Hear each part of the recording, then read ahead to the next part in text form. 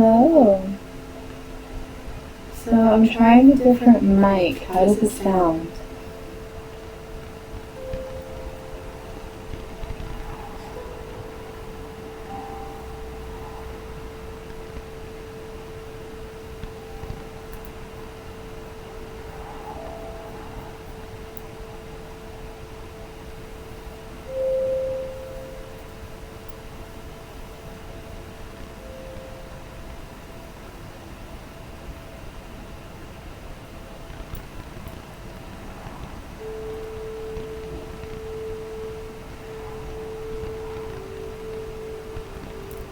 What has echo? So is the other one better or this one?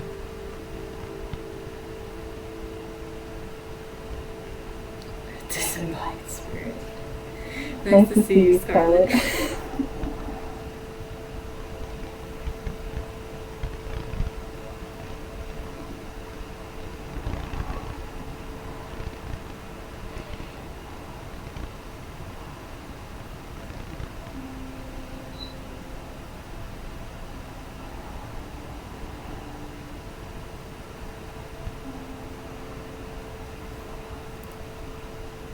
Let me see, maybe. Does this help the echo? I'm trying to see if I can play around with it a little bit to see if it'll help me.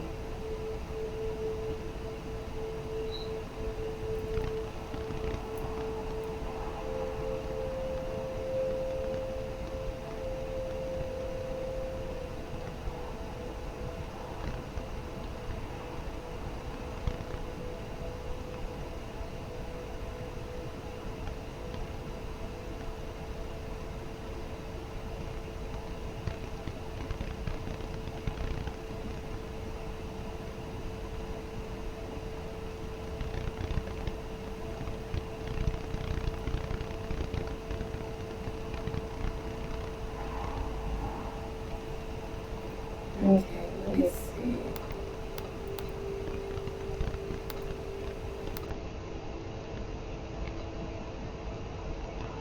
So is this mic better?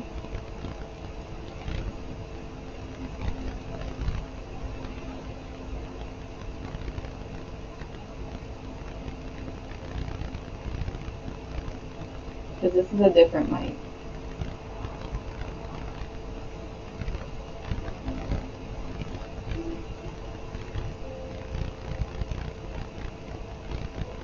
So there's no feedback on this mic?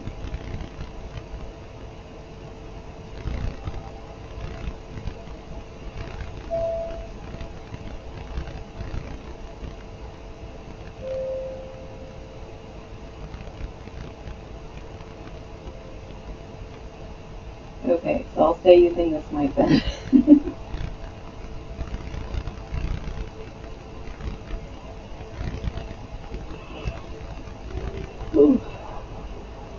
But yes, today we are going to be doing where you guys get to choose what you would like as a collective reading. So it's readings for everybody, but everyone kind of gets to vote and decide on what they would like as a reading for the collective. Hey, Pauline.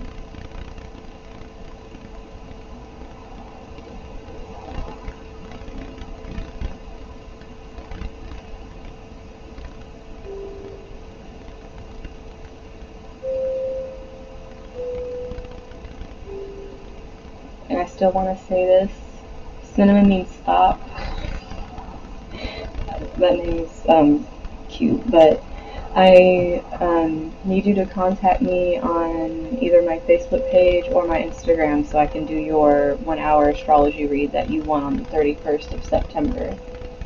But still can't find a way to contact you, hon. But, oh hey Owen. Hey Ruby.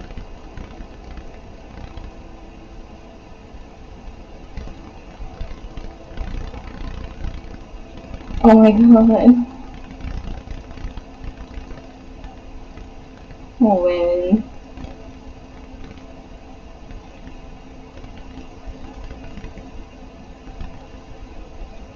well, saging everything is kind of a good place to start.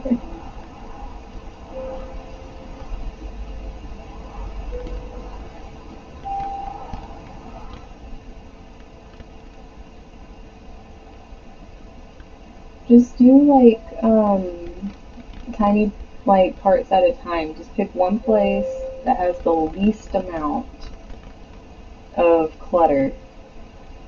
Like seriously, I know it's probably like hard to find somewhere if it's that overwhelming, but somewhere that has the least amount of clutter, and just start doing little bits at a time and take breaks. Otherwise, you're like really gonna stress yourself out then.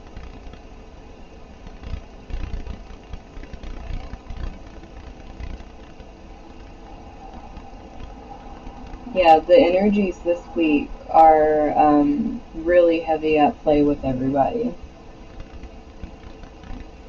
And have if you have a thermos, keep water with you. So that way, like, you can kind of keep calm with, drinking every now and then. You need to stay hydrated if you're having all that anxiety.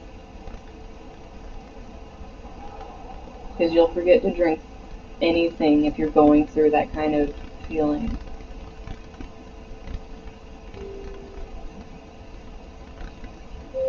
But since everyone seems to be having a rough go with these energies, what do you guys want as a collective reading?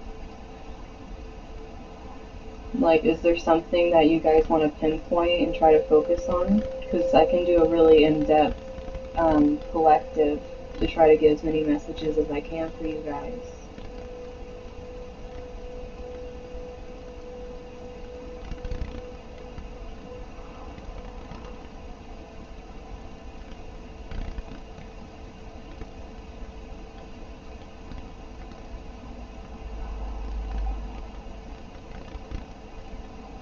That's good, Scarlet. Pluto is actually chilling directly on my descendant right now.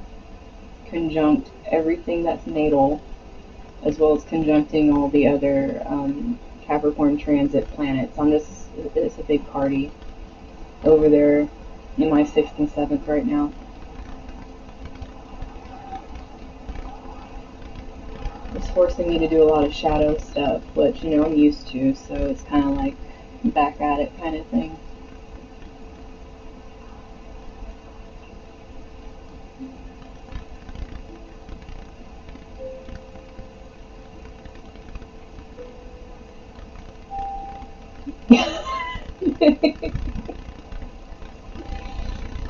Well, you're getting rid of all that stagnant energy. Do you want a collective reading on working on self-love, Pauline? Like maybe a, let's see.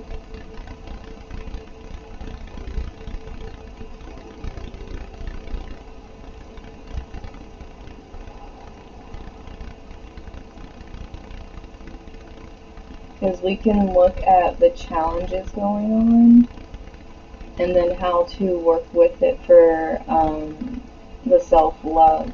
Because that seems to be really hard for a lot of us to find out how we can push through it.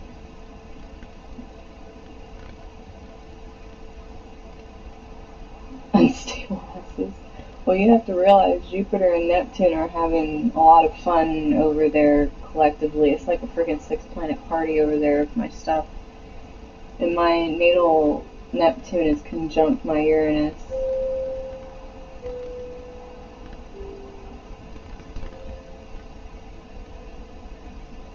So if you want to collective read, I'm trying to think of how to do it to get you guys like the best. So let's see, a collective reading.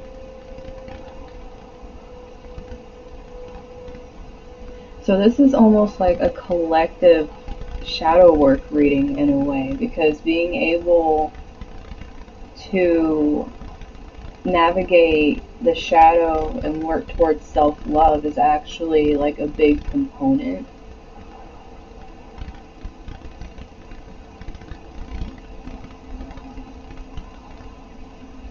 Oh, and you are just losing your mind. Oh my god. Breathe a little bit. I'm serious. Find you a place that is the least cluttered and kind of like, collect yourself a little bit. You need to ground yourself, hon, or you're gonna like pass out when I do the singing triangle again and probably like miss the whole reading.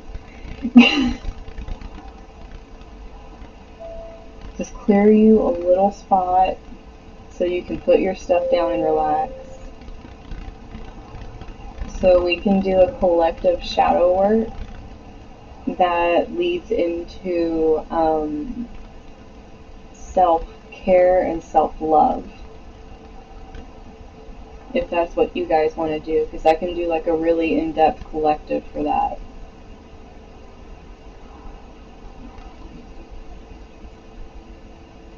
And Pluto is all about bringing out our shadow work and transformation and everything, so that would actually help a lot this week.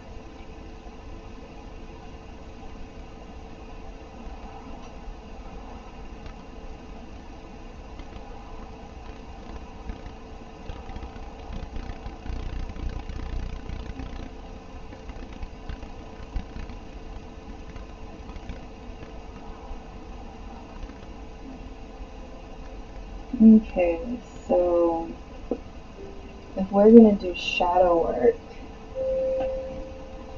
let me see what decks I should pull up for this, because I'm going to pull up quite a few, because this is going to be a really in-depth reading for you guys. I say you guys, and I'm part of the collective, so stuff's probably going to come up in there for me too. So, let's see. And I'll show you guys each of the decks. There you go, Owen. Just let it permeate everything and just do little bits at a time. So it's like once you start clearing little spaces, it'll start feeling better. But if you're looking at everything, you'll just get overwhelmed and not do anything. So just do like a hyper focus, which is really hard when you're mutable energy, like all your air and your Gemini and everything, because it's mutable and you want to do everything at once. So just do the hyper focus on one thing until you get that done and get that done. Like just keep moving like that, otherwise you'll just like combust almost. But gonna bring out, ooh, I know a good deck for shadow work. One of my favorites that does not pull back. So I got the tarots I want to use. I'm gonna need a little bit of planetary things in here.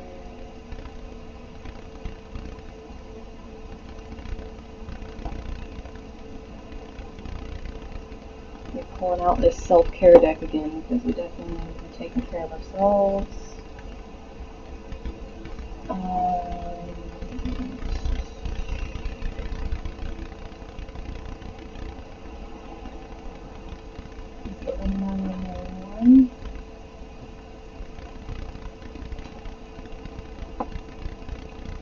Let's see. So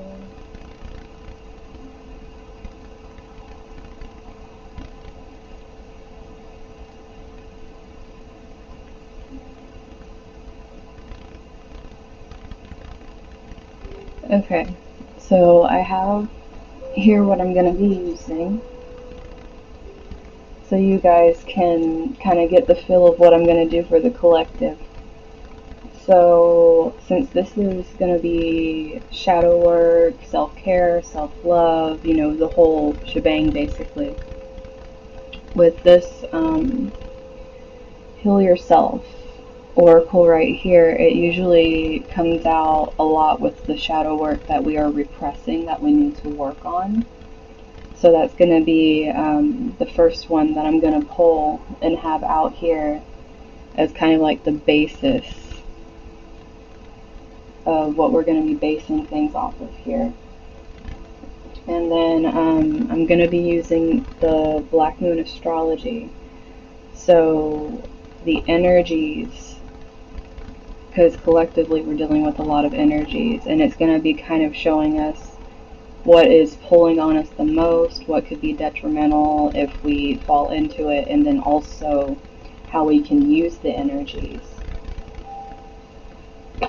And then the first tarot I'm going to read with is the Tarot of Dreams, which is what I'm going to use for how to deep dive into your shadow work that comes up here. So like the deep kind of meat of what you need to be doing in order to dive into it. And then the next thing I'm going to be using here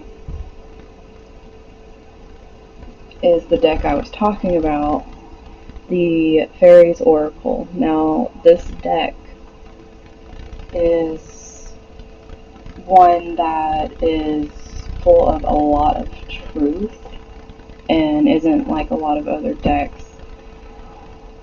With this one, anything that has not come up in the reading, I want it to be revealed in these cards as far as what you are hiding from yourself, what you're not being honest with, and also the steps needed for moving into clearing that kind of energy out so you can keep working forward.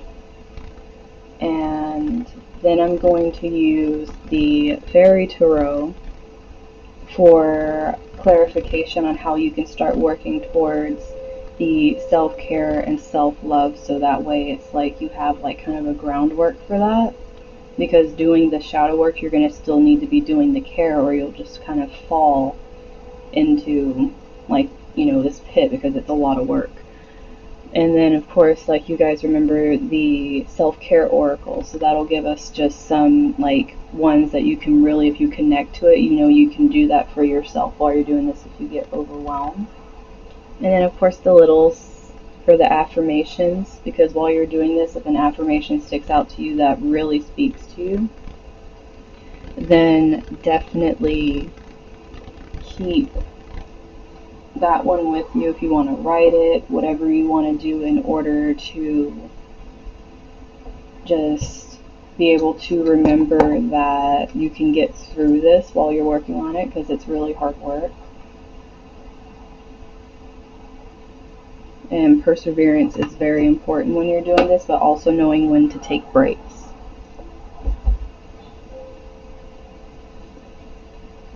So let me go ahead and get out each of these so that way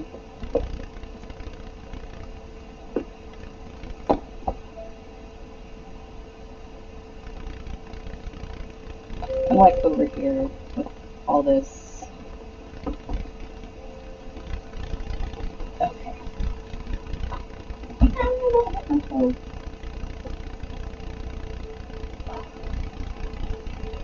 And then afterwards, after I do the collective read, if you guys have specific questions, like you felt something really connected to you, and you want to kind of dive deeper with it, I can do personal ones after that, since you'll kind of like have an idea.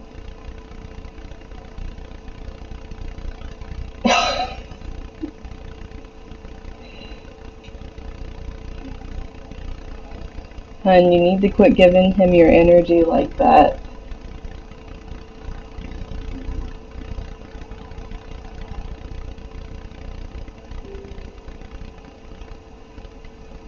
But I'm going to go ahead, and like I said, if you guys are drawn to any crystals too, let me know, and I'll tell you about their energies as well. But before we start, I'm going to do a little singing triangle.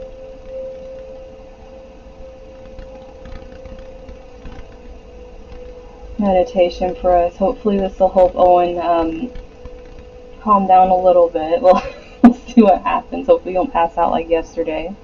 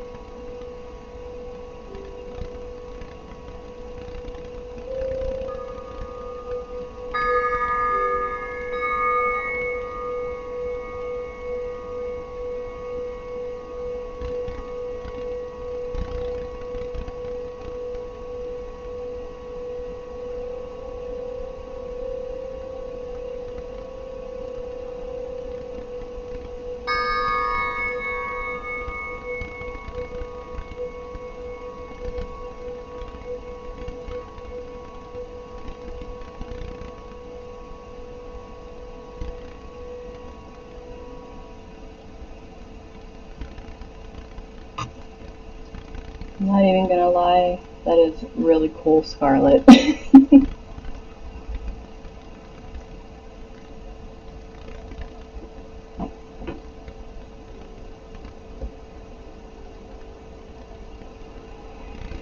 Okay, so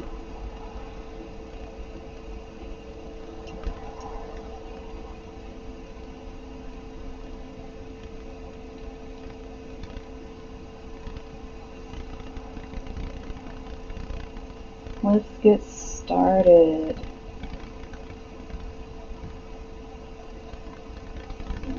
I can astral project you.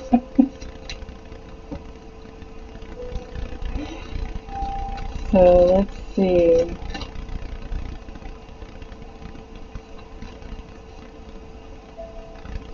Starting with the shadow work for the collective, what are the main areas of focus here?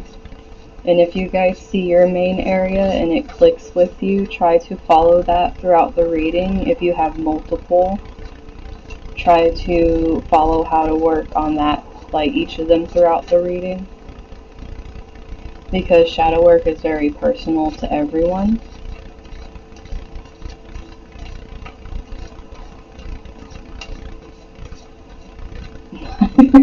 Scare my bird. Let me change your profile. Freaking random, guys.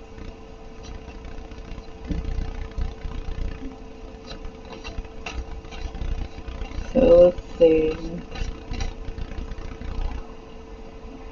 Okay, so first one we have out here is entrapment, and it's reversed. What is very interesting here is, I'm going to show you guys this before I keep shuffling. With this card, I'm going to just do it like this so you guys can see. She is laying here, and things are a mess, basically, if you look at it, but she also has that plague doctor in the background.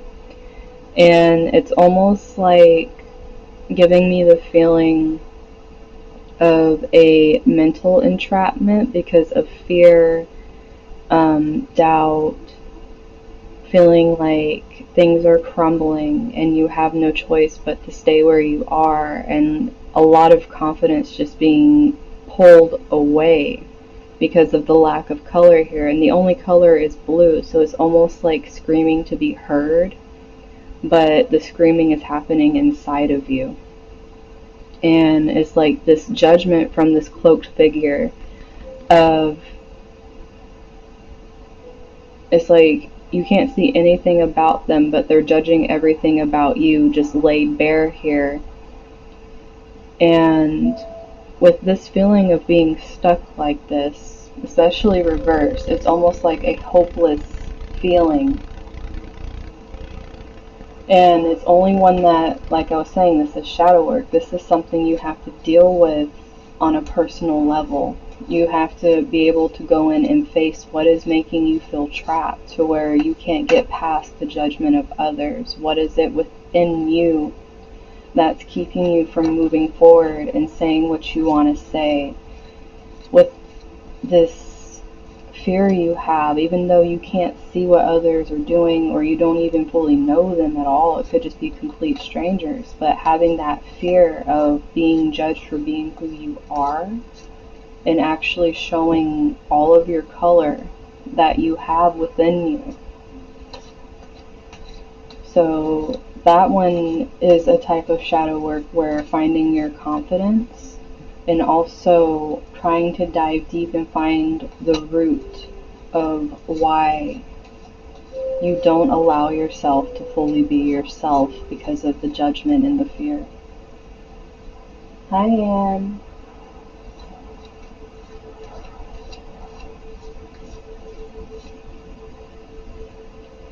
And then our next one we have is sadness.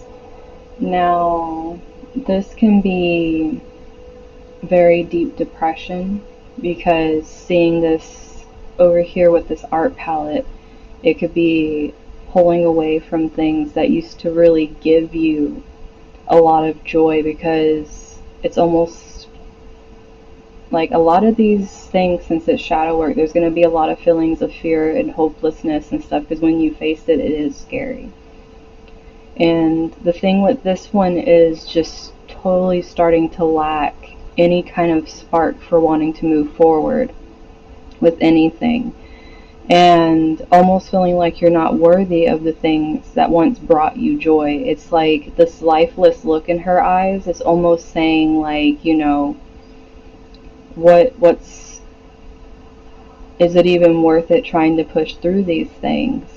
Because this darkness around, like, just starting to almost swallow, it's like you're allowing yourself to stay in this jail cell instead of doing the work that allows you to free this up. So this sadness, wherever it stems from, you need to be able to go in and face it. You need to be able to go in and look at it so you can begin to have the life back within you that you are starting to slowly just smother out of the world because you'd rather not face it. Because a lot of times our sadness becomes very comfortable, and we find comfort in the same repetitive things over and over, when in reality we really need to be able to push through that.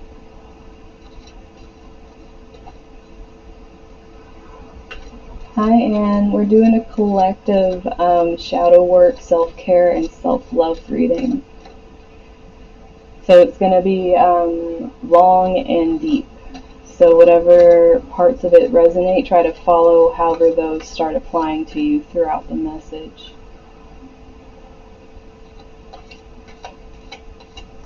Because I'm going to try to get as many out as possible.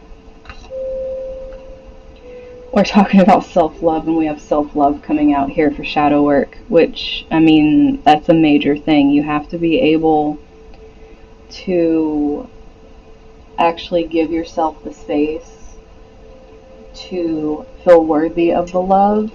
Otherwise, let me move these so I have more room.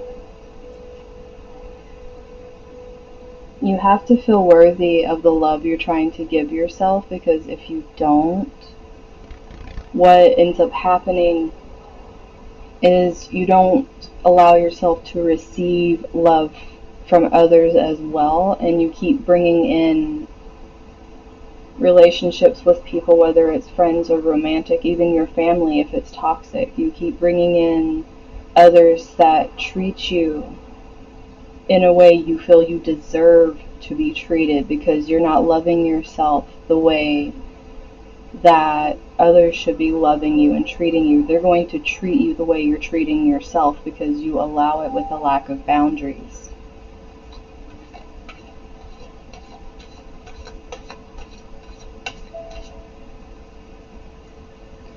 And we have self-sabotage here.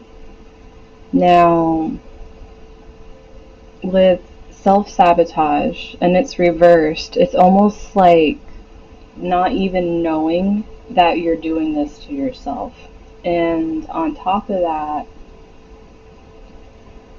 it's also being reversed, that's shutting off your intuition. Because if you look at this picture here,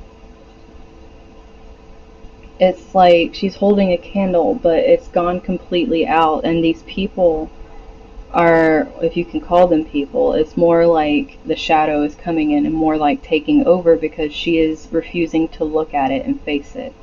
But it's coming in to grab the smoldered light, and it's coming in to pull back anything, any kind of progress that she's made is being pulled away, and she's allowing it. Meanwhile, you have the guides up here trying to come in, but they're starting to be blocked out by all this mess that you're choosing, because it's reversed, to ignore, when you need to be facing it in order to reach this place where you love yourself as you're trying to face these things. Each of these things, wherever it really comes up for you, you need to know, in order to heal them, you need to love these aspects of yourself. Because with self-sabotage, a lot of it comes from being stuck in the victim mindset where the traumas that happen to you entitle you to the way that you behave. And that is something that you need to hold yourself accountable for. Lashing out and doing certain things that are learned behaviors because it was a survival mode with whatever you went through doesn't mean you need to keep doing that to other people. Once you get past that, you are responsible for your own change, and you either choose to keep using excuses to hold yourself back, or you push through it and you look it in the face and you go, okay, like, I've done these things, I'm holding myself accountable for it, and I realize these things are a part of me, and I acknowledge them, I give them the space they need, but they don't control me in the way that I interact with people. So when they surface, because the thing is, what a lot of people don't understand when doing this kind of work, it's not that you look at it and then you throw it away. These things are parts of you. And what you need to do is acknowledge them and know they're there, so when they try to surface, you can be objective and go, okay, I know what this is. You can give them their breathing space. You can get creative and help it come out, so that way you can express it, but it's not like you're using it as a toxic outlet and hurting other people with this, because that's where the growth comes in, is where you learn to master it internally, so on your external, what you're doing is actually creating as opposed to harming. And with the bottom of the deck energy here, with how teachable are you, it's reversed.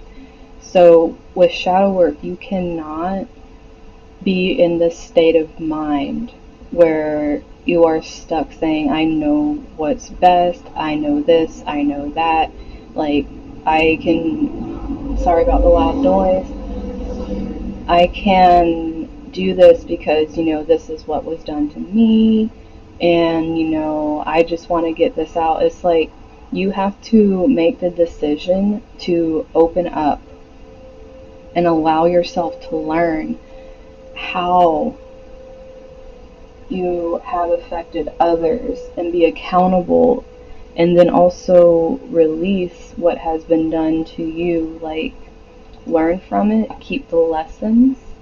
Because when I say release, I'm not saying completely forget everything that happened. I'm saying that you allow yourself to process the emotions, so that way they're not just sitting on you. And once you can do that, it frees up the space to continue to move forward and allows you to have space to give that love to yourself, instead of feeling like you just keep beating it up and trying to repress it. So the next ones I'm going to pull here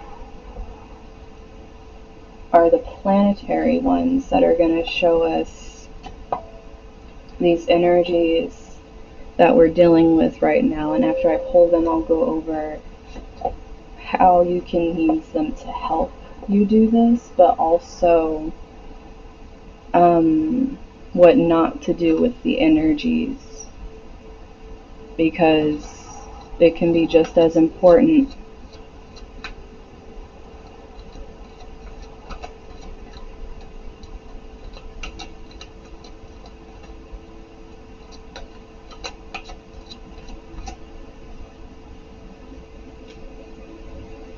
Okay, so we have Mercury coming out already.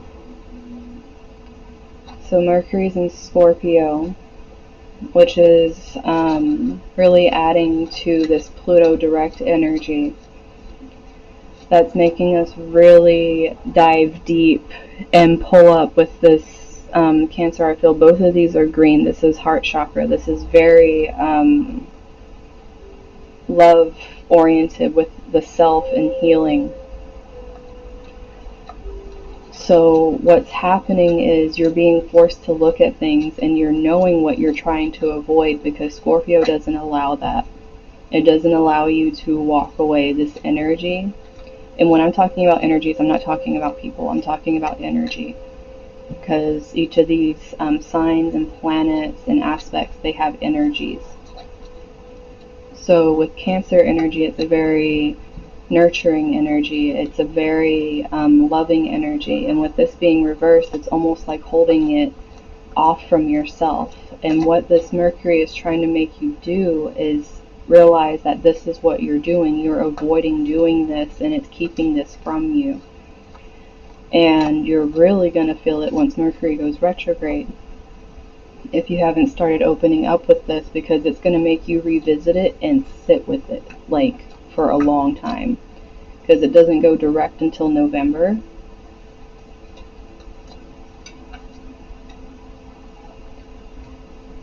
And we actually got Black Moon Lilith coming out here too, with Mystery. Now, Lilith is the raw, dark, feminine energy, and it's like the purest form of it. And in this energy, some of the negative aspects of it is us running from what we don't like. And like I was saying, this Scorpio energy is making us look at what we are trying to avoid. When in the positive aspect of this, it's a very creative energy. It's an energy that allows us freedom and lets us stand in this power of knowing what we want and what we don't want. And with that coming into our emotions, it's almost like we know what kind of energy affects us. We know what's going on and what we need to do in order to heal ourselves, especially since this is very kind of purple and blue up here. It's like the higher chakras. It's more like being expressive and understanding the messages coming down and really listening to your intuition and looking at yourself as opposed to what other people are doing around you. Because right now, whatever other people are doing, everyone's going to be different because everyone has their shit right now. And it's going to be getting pulled to the surface for you to work through. So you trying to compare yourself to other people is only going to hold you back. And then we have Gemini with, I think, in reverse here. Immediately with this energy,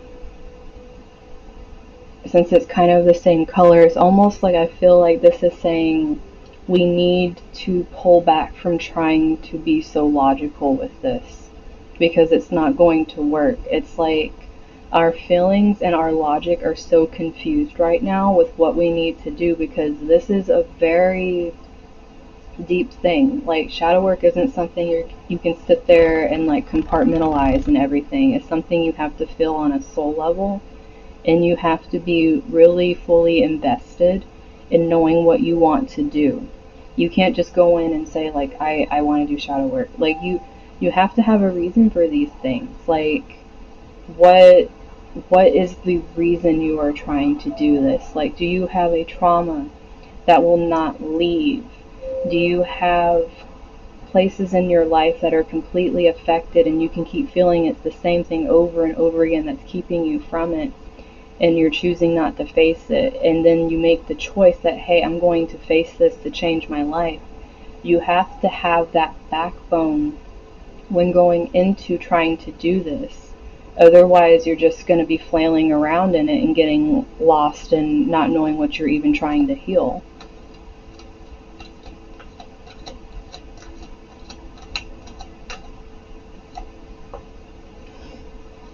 And then the last one we have over here is 7th house with partners, and it's reversed. It's pretty much saying what I was saying earlier. This isn't a time where you should be trying to take on other people's problems. And I know that's going to be difficult for some people, especially since Venus is in Virgo, and that's the sign where you're trying to help others with their problems, and you're trying to be of service and everything, but you need to be turning that inwards towards you right now and not so much on what's going on the outside. It doesn't mean forget about the people you care about. Be kind to them and show them love as well. But have your boundaries and talk to them and let them know you're in a place right now where you need to heal, and actually be really stern with your boundaries. Otherwise, you're really going to get lost in this energy. Because if you start putting all of your energy into the people around you, what you're doing is neglecting yourself and staying in the same cycle where you aren't facing what you need to face right now. You're not going to be able to move forward. You're not going to be able to actually accomplish opening up these things that have been closed off to you if your focus is on other people right now. It might sound selfish, but sometimes we need to be selfish for our own good in order to be able to be there for the people that we love to our fullest capacity. And with this having the yellow here, and it's almost kind of dimmed, it's like you really need to find the spark that comes from the solar plexus, that comes from the heart and the drive and the confidence, and going down to that pure place that is that of your inner child dreams. Because this inner child healing and finding your inner child dreams is how you start pulling that self-love out and healing the heart chakra, and then opening up to be able to express how you're really feeling and finding that freedom to create. Because when you're putting all this in other people, you're dimming it. And this needs to be going into yourself right now.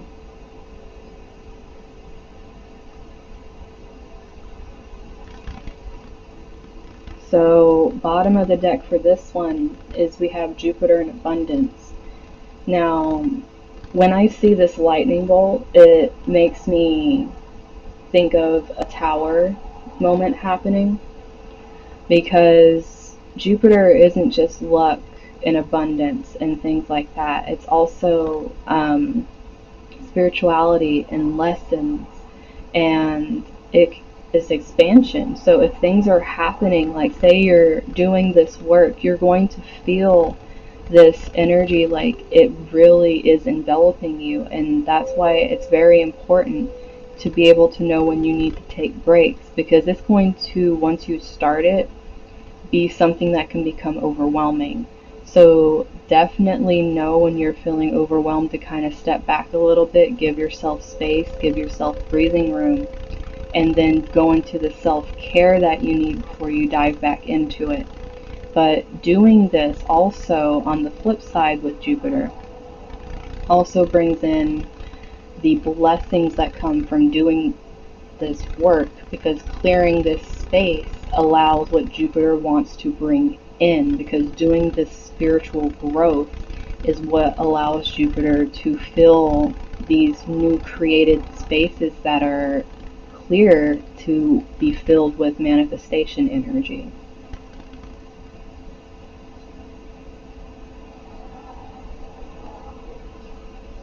So let me get out the tarot and let's get a little more detail.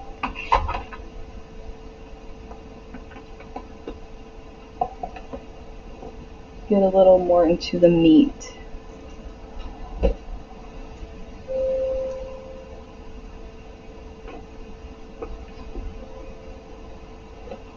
of this shadow work and what needs to be done.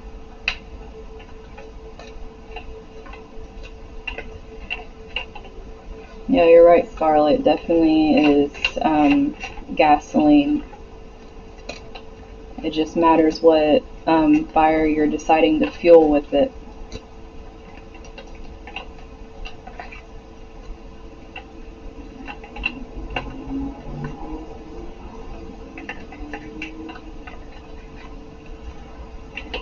So with this tarot, we're going to see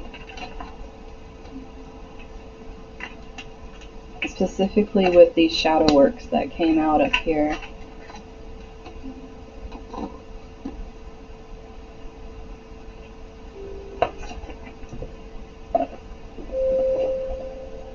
how to navigate them.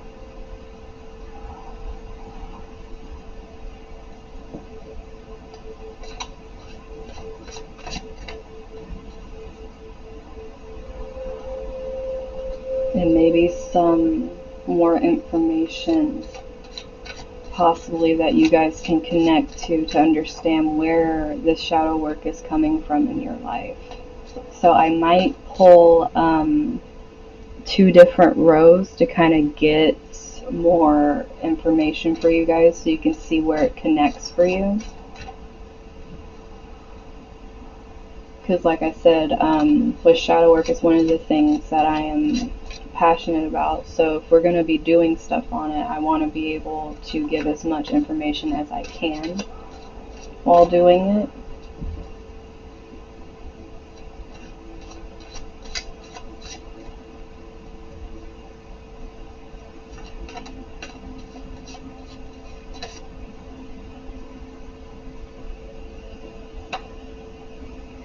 Very first thing that comes out is 3 of Swords reversed.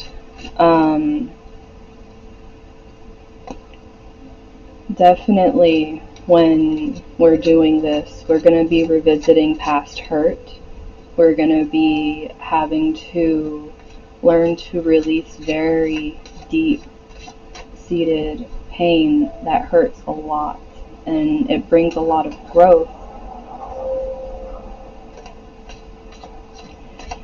But we have to remember that while we're doing this, we can't allow ourselves to get stuck in this place, because it is a mental place when you're going through and replaying these things. So visit it and allow yourself to feel what you need to feel, to glean from it what you need to glean from it, but don't allow it to entrap you. It's coming out on that entrapment card. Don't allow it to hold you hostage in your own mind, because you allow it to replay and take over as opposed to learn from it and release. And we have the 2 of Swords coming out right beside it. It's like I was saying, with this reversed, you have to make the choice to know when to come out of that energy. You have to know yourself and know the feeling of when you are starting to fall into this space that you're going to need to climb out of, and you need to stop before you get there. You need to make the choice to choose taking care of yourself instead of falling into a pit, because it's really hard work to climb out of a pit once you're in there. And with this starting to connect, these 2 right here, it's like choosing the life in your eyes over the apathy.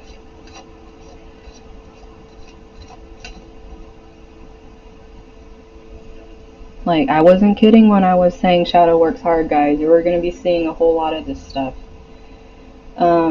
Having the 9 of Swords coming out here, and it also has Mars up there. So this is connected to this retrograde. This retrograde is actually bringing back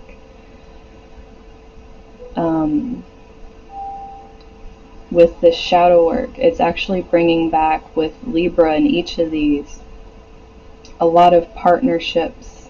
Like right here we have these partnerships back to where you're reviewing them and how they affected you throughout your life, and you're having to decide, you're having to sit with your wheel spinning and decide, okay, how long am I going to allow myself to sit in this anxiety ridden energy, in this depression, in this prison, or am I going to allow myself to release the hurt, even though I know.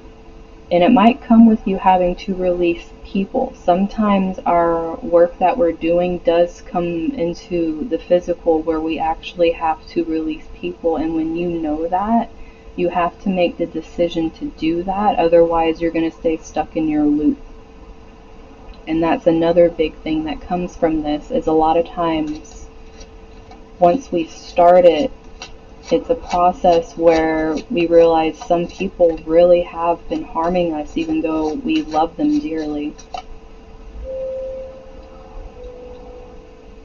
And I love the fact that this is coming out on self-love here, because with this Six of Wands energy coming out and having it have this Jupiter energy as well, which we saw as the bottom of the deck energy with the abundance, doing this work and choosing, because it's hard pulling yourself out of these feelings that are going to be coming through, but you're going to be getting recognition for it, whether it's the people that are in your life that really want to see you healing, whether it's your guides coming through, like I was saying with the Jupiter abundance, and trying to give you the blessings they've been waiting to give you. And plus it's yourself, your acknowledgement and your self-love for yourself that's coming through, that's allowing that true soul shine to come out. It's allowing your heart to come out instead of feeling buried under all of this. But it's, like I said, it takes work, it takes choices. And it's not something that's done overnight. It's a long period of time. And as I'm saying that, we have Pentacles come out. It's a long period of time. It's a period of work that you put towards being able to create this loving relationship with yourself, where you're actually content and happy with what you're creating.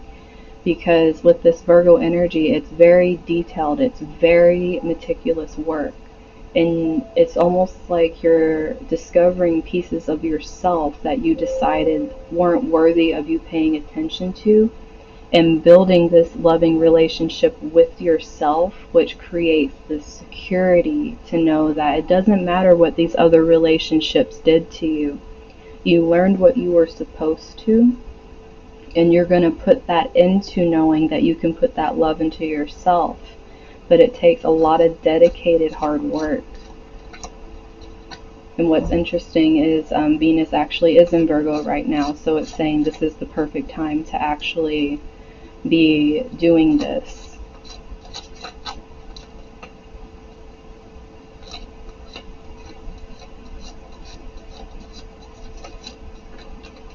Oh, thank you.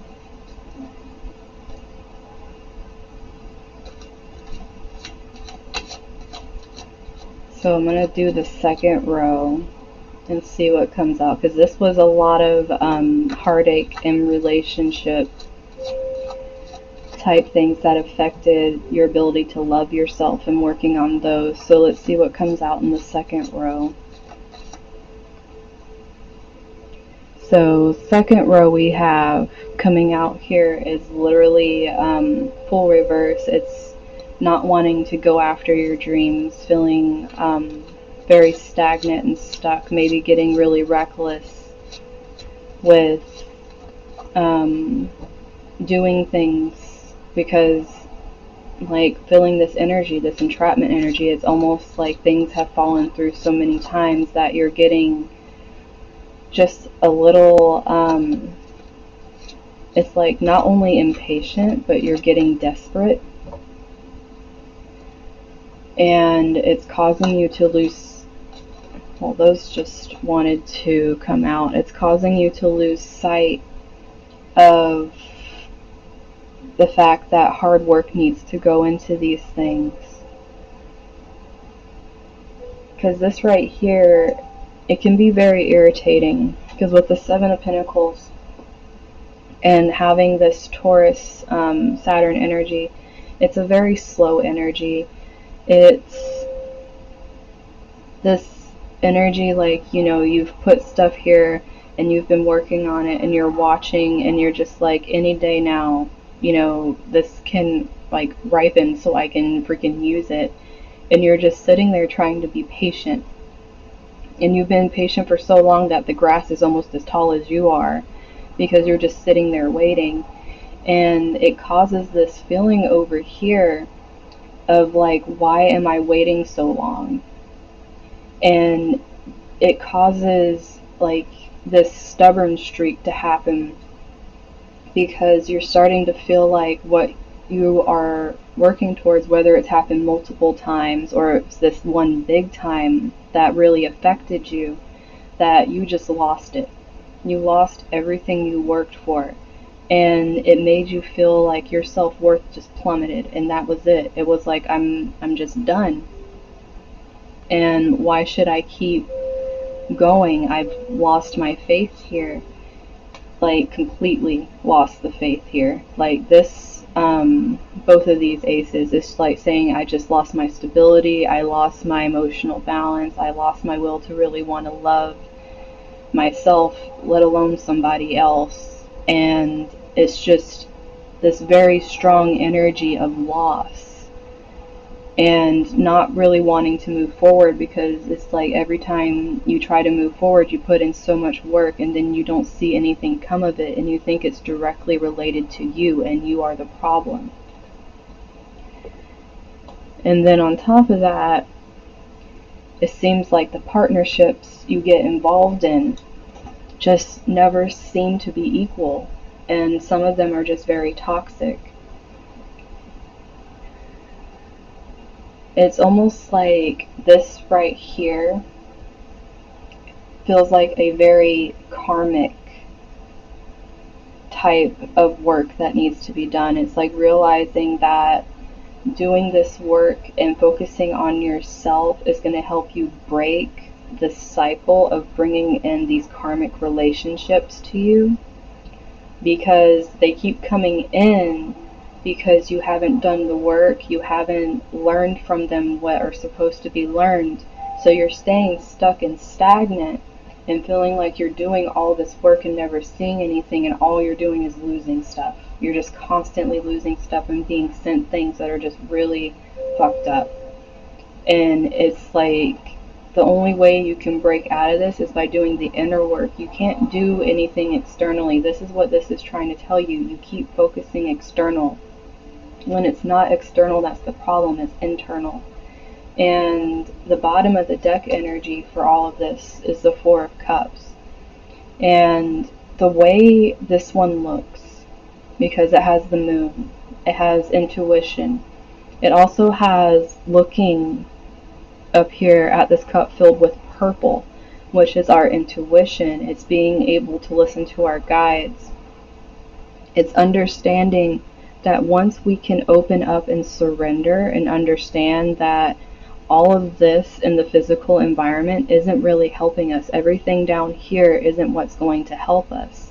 What's going to help us is understanding that once we let go and let our intuition take over, and we step into nourishing ourselves and building that protection around our energy, that we're going to be able to step into the self-love that we need in order to break this cycle.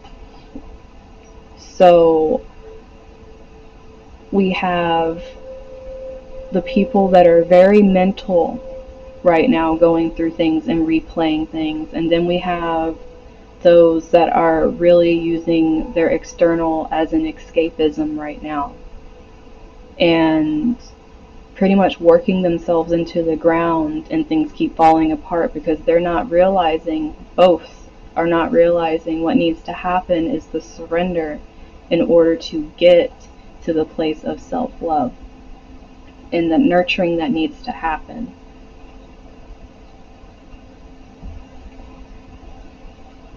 So let me go ahead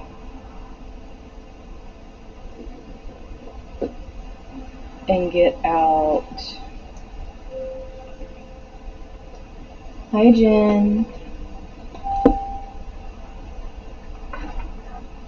Doing collective shadow work, self-healing, self-love, collective reading.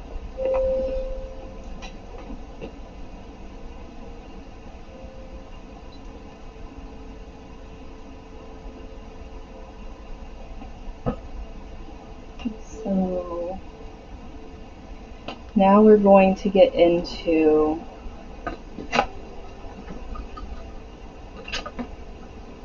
the deck I was telling you guys about that does not allow you to hide things from yourself. So we're going to be asking them to show us anything that we are deciding to run from, to hide from, and what we need to do in order to move forward.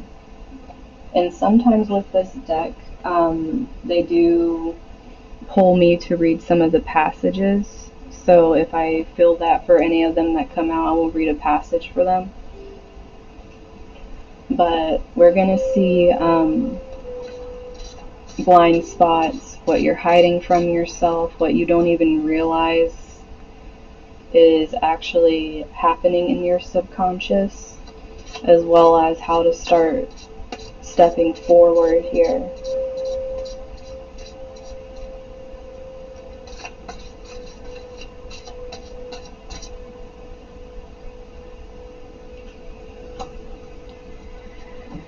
Okay.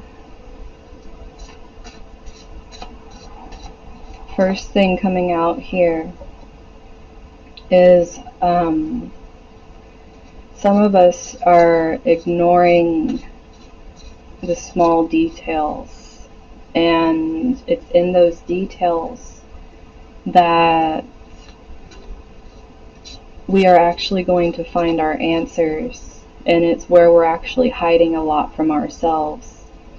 We just keep overlooking them without realizing that we have what we need right there, as opposed to looking externally and trying to get others to tell us what's wrong. We cannot have others telling us what's wrong with us. We are the only ones that know. We are the only ones that are living our journeys right now. And we're the ones responsible for finding the way to love ourselves that we need. And here we have this energy coming through of realizing that there is light that you can find in the darkness, and it's going to help you be able to stand in your truth, whether it's speaking your truth to yourself or to others. We really need to start foundationally with being able to be honest with ourselves, because if you aren't being honest, what's going to happen is you end up chaining yourself, like that entrapment over there, within these lies that you tell yourself that you start to believe are true. And that stops you from being able to grow. It hinders pretty much any type of, this coming out with unity here. It hinders any way that you're able to really incorporate this energy to help you. Because what happens is this unity here, it just makes this split. And with believing your conditioning over what is your truth, it creates a break in you where you can never fully reach what you need to, because you're always too focused on what you've been conditioned to believe. And we cannot unify ourselves. We cannot come into this place where we're actually healing and we're opening up if we don't allow ourselves the actual freedom to move forward and not be scared of our own shadow, because it is a part of us. We need to learn to integrate it. If we can't integrate it, then we can't heal. And this right here, we have fairies of the future here. This reversal really speaks of needing to stop living in the future. We are now. We don't know what's going to happen in the future. And you can't bring this peace to yourself if you're constantly not willing to sit with yourself. You cannot be present with yourself if the only place you're present is in the future. And it goes the same for those that want to stay in the past. It's like you cannot do anything to help yourself unless you are here in the moment and actually aware of how you are right now. like what you're feeling in the moment as you're going through things, not what you're going to feel later on, not what's going to happen later on, but taking the time, at least sometime during the day, to be completely aware and present of how you're feeling. So that way you're bringing yourself down. That is how you ground yourself. It's how you ground your energy. It's being completely present in your body and acknowledging any feelings you have. Because if you can't do that, you can't do this work. It'll scatter you. You won't know what you're doing. And with this energy here, this one wants to be read.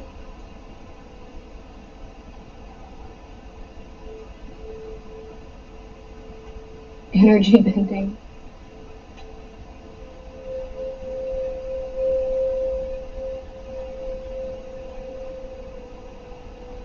But I'm going to read this one for you guys because this one actually wants to be read. So let's see what it has to say.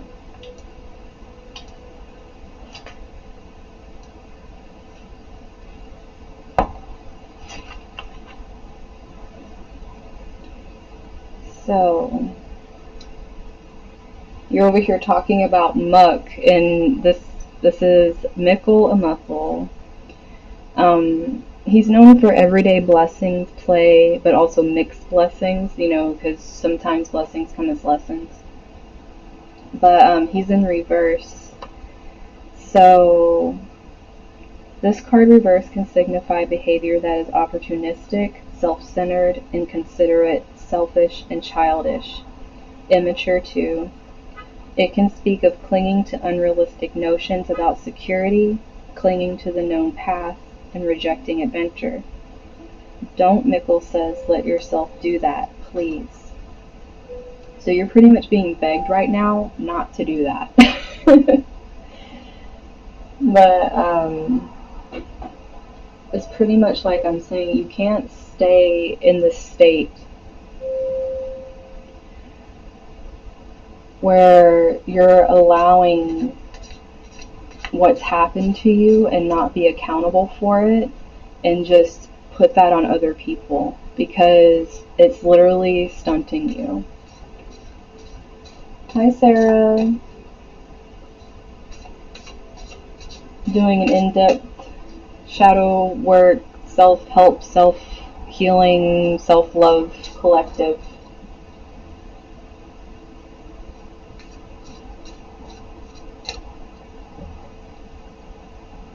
So let's keep going, see what else they want to bring out for us. Okay, so here we have what makes me feel like Two of Pentacles energy. But what's different about this energy, it's a lot stronger than Two of Pentacles, because it deals a lot with our heart and what we're viewing as what we really value. Because if you're looking at him here, one of these dewdrops that he's holding is so much larger than the other one that he's fascinated with it, but his arms are crossed. And this is giving this defensive posture of protecting your heart. It's like you're keeping it covered. And with this reversed, it's almost like you're unconsciously doing this. Instead of opening this and healing it and allowing this love for yourself, you're more focused on what you can really see in front of you because it's bigger. And it's like that is more pressing than noticing that you have this little feeling inside of you, which is your intuition, trying to help you understand how to heal yourself. Because he's actually stepping on somebody down here. Someone's being stepped on. And what's being stepped on is your will to push through this. Because when you're doing this and it gets hard, it's very easy to step back and just feel like, I'd rather just go back to how it was, because this is really difficult and it's really stressful, and I would just rather not do it. And you'd rather just focus on what you know, which is like the big object that's very easy for you to see. It's a very clear mark. But it's like I was saying with the very first card that came out, we need to focus on details. We need to get back and use that Virgo energy we're in right now to get down to the details and not scrutinize ourselves, but actually have this constructive building of these tiny details so we can actually do this work because it's very intricate. And then bring the love into those little details. Because if we're not able to do that, what's going to happen is, like with this card here, we're not going to be able to bring in the unity we need with the love as we're doing the work, and it will imbalance, and then it'll fall into this hole where it's almost like, why did I start this? I feel worse than I did when I started it. And a lot of times that's what's going to happen. You're going to feel worse because you're diving back into things you have stuffed away, you have not wanted to deal with, and that's why they are repressed. That's why they keep coming out in ways that you don't understand on other people, and that's why you have to be accountable.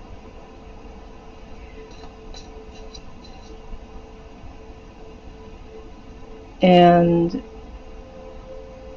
with this energy, this is,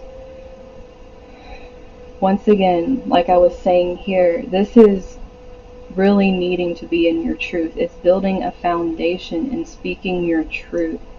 And the only way to do this is to know yourself and to have the strength to, if you can see here, this green like sparkle on the tip of the sword here. She's almost like the Queen of Swords, but the sword is bigger than her. The truth is bigger than her, and it's coming from a heart space. It's almost like this antenna that is pulling down what really needs to be expressed from the heart.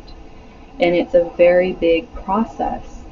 But at the same time, it can feel so daunting because we've put so many masks over ourselves in order to protect ourselves through trauma. But like I was saying, the only way to bring these things together is to allow yourself to feel these things, is to allow yourself to realize that if you take off the mask, it's okay. It might be painful, you might feel vulnerable, but you need to do this in order to progress.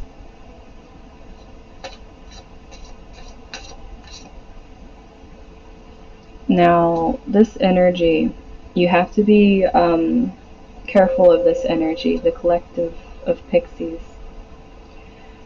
This energy can be fun. It can help you with growth and help you kind of step out and realize that, you know, a form of self-care is being able to have that joy and being able to do the work and then come out and be able to release and have fun a little bit. But sometimes our minds and our emotions can trick us. They can kind of put us back a few steps because we've done so much work to create this foundation of security that what can happen is we start tuning out our intuition because we've become so accustomed to what we're making and feeling like we're doing the correct thing that we can slip back without realizing it, because we can become kind of unconsciously stuck in this place where it's like, you know, I'm always moving forward, but you're not realizing that you've actually become stagnant or fallen back a few steps because you've just kind of let it go on its own. You've let it flow on its own because you started it and you feel like since it's flowing, you're good. You need to keep up on it. You can't just neglect it and feel like once you start it, that's all you have to do. Once you start it, you need to keep doing the steps. You need to keep diving in and doing it as you can. Don't overwhelm yourself. Take the breaks you need. But you need to keep coming back and pushing through it, because if you want to continually grow and you want to be able to move from these things, you need to know that even if things aren't fun and you're not a person that really likes doing this hard work, being able to pull yourself into this place is going to be really hard for you. It's going to feel like you're being put in this Saturn energy of like this authority figure that's like coming down on you and saying you need to do this, but really it's yourself trying to tell you you need this. And that's the perspective you need to have. Instead of feeling like you're being told you do this, you need to be in the frame of mind is this is what I need because I want to love myself. I want to love all of me. So the only way you're going to be able to do that is actually to keep coming back and realizing you're building this foundation for you, not for anybody else.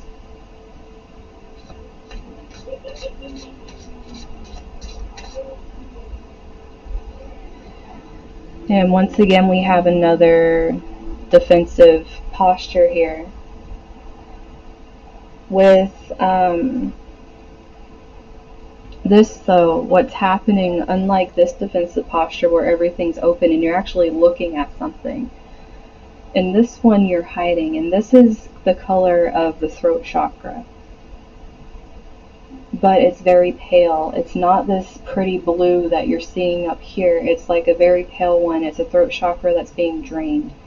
And it's one that it's almost like scared, because even the mouth is covered here. Everything's covered except for this little eye that's coming out. Like, you know, I really would much rather be able to see what it would look like if I could be honest. But in reality, all you have to do is work on that love, and that foundation will be built to where you can be honest. That blue will become deeper, and you will be able to take down the defensive mechanisms that you've developed through all the traumas, and realize it doesn't matter what other people think. What matters is how I feel about myself, and expressing my truth is what heals me.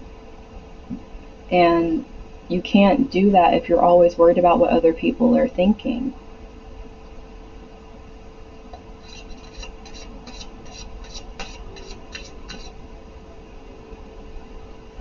And then the last one coming out over here is we have to own the poet, which this speaks of for people that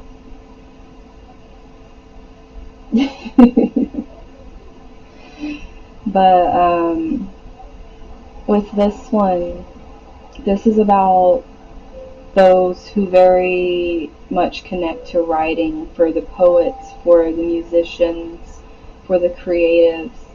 It's like being able to be in that energy. You need to understand that comes as a gift, and it's there to help you. It's there to help you unfold and pull out these traumas and put them into this beauty, so that way you heal while you're doing it. And the thing is, while you're doing that, you actually help others, because this energy also has that of the higher spiritual energy, which draws others to you, seeing you as a leader. And you might not even realize it, but people, when you start healing, will watch you, because they want to learn how. How did you do it? How did you get through what you did? And how are you having this mindset now? And it's because you went through so much healing, because it's a lot of work and it takes a long time. This isn't, like I said, an overnight process. But definitely, if you resonate with being a creative person, that is a divine gift given to you in order to work through traumas. It's so that you can pull out the pain and create beauty that others can connect to and be able to heal from. So allow that to come out and be expressed. Don't hold it back, because others need it too.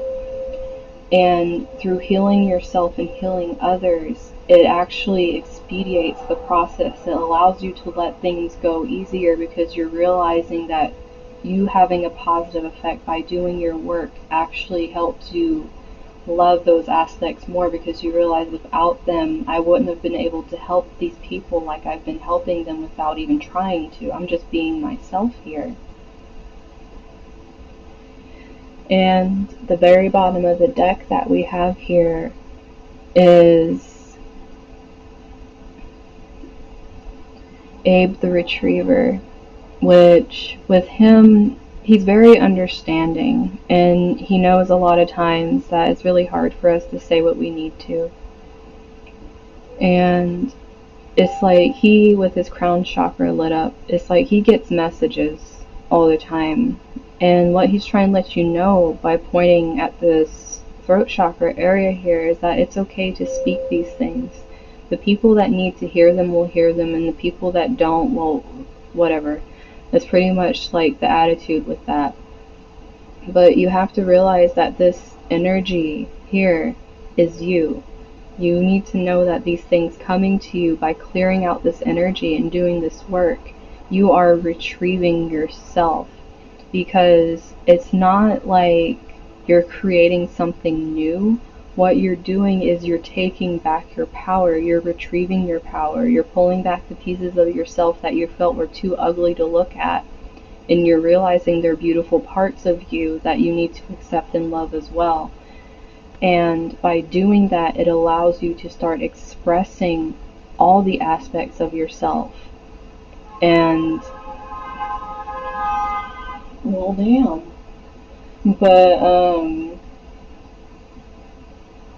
But this really allows you to be able to express yourself. And when I'm looking at his antennas here, which is kind of funny, it's making me feel like you being able to do this is going to bring in your people that see this beauty in you and just want you to express it.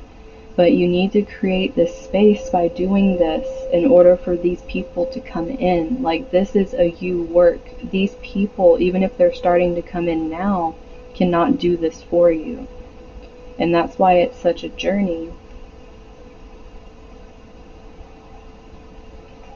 So let's see. Since we're starting to get into the self-care part, what needs to be done. Aw, Ruby. Well, it's kind of what happens with this, though. It is emotional. I mean, every time I'm doing it, I end up crying because it is very emotional. And it's really draining.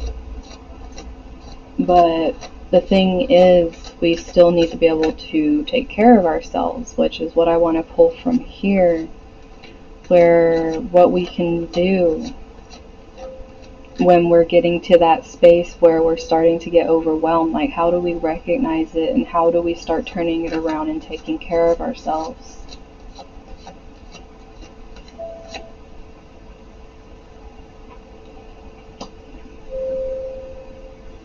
Once again, creativity coming out with this Empress energy. It's just allowing yourself to be expressive. Like, even like this expressive is for yourself. This is self-work. And allowing yourself to be expressive, even if no one else sees it, this is for you to be able to break free of all this pain. So if it starts to get too hard, just kind of pull out a little bit and do things that bring you joy, do things that make you happy. So that way you can come back down to your grounded center. Like, allow yourself to be outside in nature. Allow yourself to take in the beauty and be grateful for the moment. So that way you don't feel so downtrodden with the things coming up that you're having to relive as you do your work. And then we have the Magician here, basically saying you can do anything. Like, this is purely, like I was saying before, this is your choice. You are the one in control of this. And I was talking before about manifestation. It's like, as you are clearing this room, you create room where you can manifest what you need. And you actually create the belief that you're worthy of what you want to manifest, because self-love starts bringing in that belief that you're worthy of what you want to create. Because you can't really bring it in if you don't believe in yourself and you don't have that love or feel like you're worthy of it. That just completely confuses your guides. Like, what the hell are you talking about? But these major arcana coming out are basically really saying that this is obviously shadow work's a very big thing, so I'm not surprised to see major arcana here. for taking care of yourself. It's like really having that energy to put yourself first.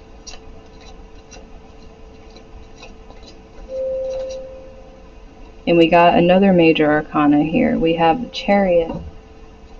Success comes from dedication. It's like I said, if it gets hard, you got to keep going through it. It's going to be difficult. Anything that's worth this kind of magnitude is going to take a lot of work. And the thing is, like I was saying before when we saw the Six of Wands, like, you know, being recognized for what you're doing, whether you're recognizing all your hard work yourself, whether you're getting blessings because you're clearing out the energies, or maybe those who care about you are coming forward and noticing the change in you. It's going to help you open your eyes and realize that, you know, what you're doing is really worth it. And like I was saying, this is self-care stuff. It's like opening your eyes and realizing that you are in control of this, but also noticing that the work you're doing is so worth it, and giving yourself the credit for it, because acknowledging yourself is a huge form of self-care. Be proud of yourself when you're doing these things. Okay, I don't understand how this is. It's just going to be major arcanas, guys. The next thing coming out, we have strength, which it does take a lot of inner strength to go through this process. But also a lot of learning how to love yourself and be kind and gentle with yourself while you're doing it. Don't be in this space where, as you're revisiting these things and you're trying to heal them, that you go into this mindset where you're just blaming yourself and tearing yourself apart. If at any time you start doing that, pull back and really start going into self-care mode, because you need to be able to not self-sabotage, which is this right here. Don't allow yourself to fall into a place where you are beating yourself up senseless for going into and trying to heal yourself. You need to be able to embrace all the beauty that you have, because everything about you is beautiful. Don't start tearing yourself apart during this process.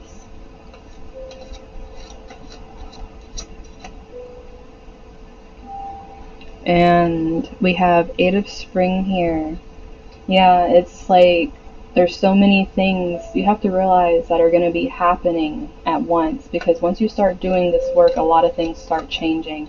You start realizing who needs to be in your life, who doesn't, what parts of you were ignoring and what you were doing with them.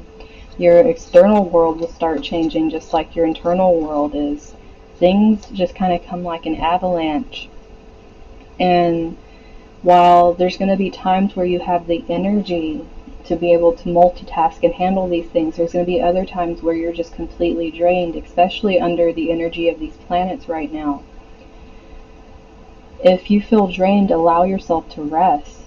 Don't keep pushing if you feel like you're going to collapse. Allow rest for yourself, because when things keep changing, you need to have the energy in order to be able to receive what's happening. And don't be afraid to ask. There's certain things, and it's hard for us to do this sometimes when we're learning our faith, because we have to really believe not only in ourselves, but in being able to have help outside of ourselves. And when we get to a place where we are completely blocked and we don't understand how to go through something, it is so important to be able to have that trust and that faith in our spirit team, our guides, whatever you connect with, so that you can call on them and just let them know, like, I really don't know where to go from here. And the thing is, you have to be in this place where you can completely release control of it. Because if you try to hold on to any part of it when asking them for help, they can't come in and try to show you what you need to do. They're not going to do it for you. what they're going to do is they're going to help guide you in the direction you need to go, so that way you don't feel so lost. So that way you can continue and you don't just start wallowing in what's happening. Don't be afraid to step back and learn to lean in your faith, because if you start taking on too much and you don't understand where to go, it's just going to pile up, and it's going to make it to where you feel like the hopeless feeling where you're just trapped in it, and it's like, all the work you did, why did I do it? Because I honestly don't know what's going on right now. And then we have release, and this one came out with the release. But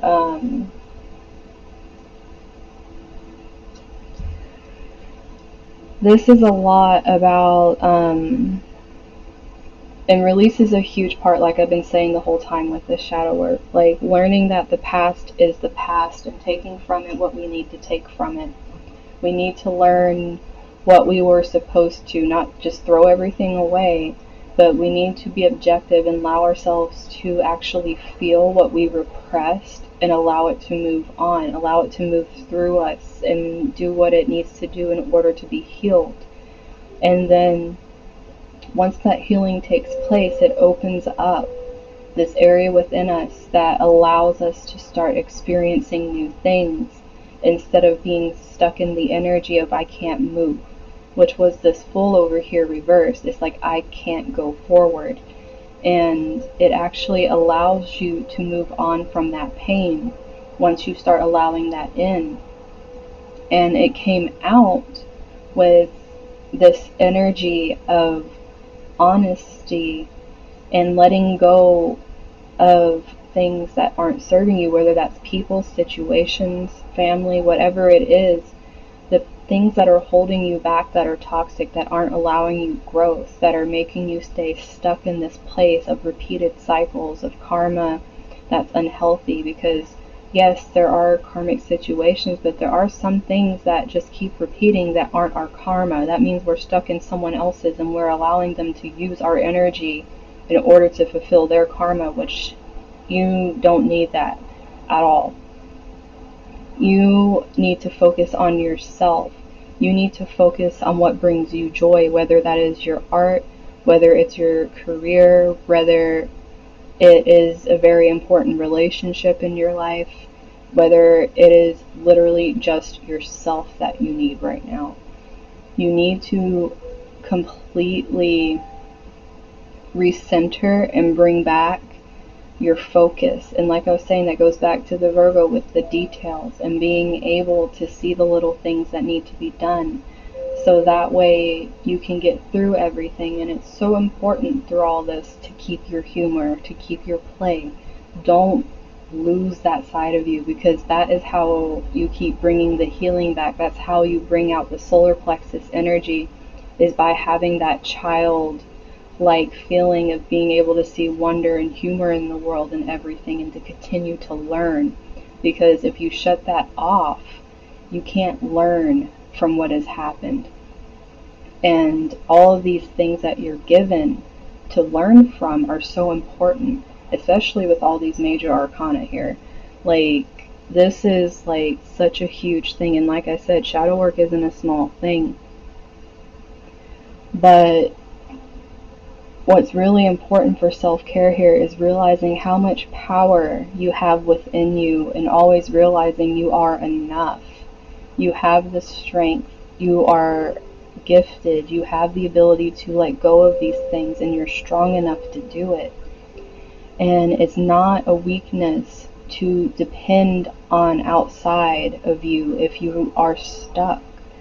It's allowing yourself to be able to be expressive and let go of what you know for a fact you don't need, by being honest with yourself and expressing that, instead of keeping it buried within you like you have so long. And the bottom for this one is Prince of Autumn. So once again, we have humor coming out here too, so definitely having the humor we need, but also being cautious. And once again, we have meticulous attention to detail here again. Like, details are coming up a lot here. When you're doing this, you need to pay attention to the little things. And while you're going through this, don't forget that not everyone is at the same place you are. Everyone's different on their journeys. Some people don't even know how to start any of this stuff and don't even know it exists. So while it's so important, probably more important, to be very kind to yourself while you're doing this, be very gentle and loving with yourself. Also remember, while you're going through this and it's hard for you, that other people aren't going to understand. Try your best to be kind to them in the place they are at. Don't be judgmental of where they are at. Don't scrutinize them. Don't try to pick them apart. Just accept them for where they are and decide if where they are is something you want to keep in your life or if it's going to hold you back. And that's how you start making decisions with this. Because some people are going to grow slower, some are going to grow faster, some aren't going to grow at all. But you need to decide what energy is worth keeping in your life and really, really allow yourself to create a protection for your energy, because being any kind of empath or intuitive or like experiencing psychic gifts, or just in general, especially having any kind of anxiety or depression, it's like you need to know how to keep your energy protected so that other people's energy don't mingle into it and start causing you to doubt yourself as you're doing this, because you become very open and vulnerable while you're doing this work. So knowing how to be grounded, how to protect yourself, and how to trust your intuition is so important while you're doing this, so that way you don't get steered off course by someone else and not understanding that it's their intentions and it's their energy that is distracting you from your course. And then we are going to pull some self-cares for you guys. Do some loving stuff for yourselves.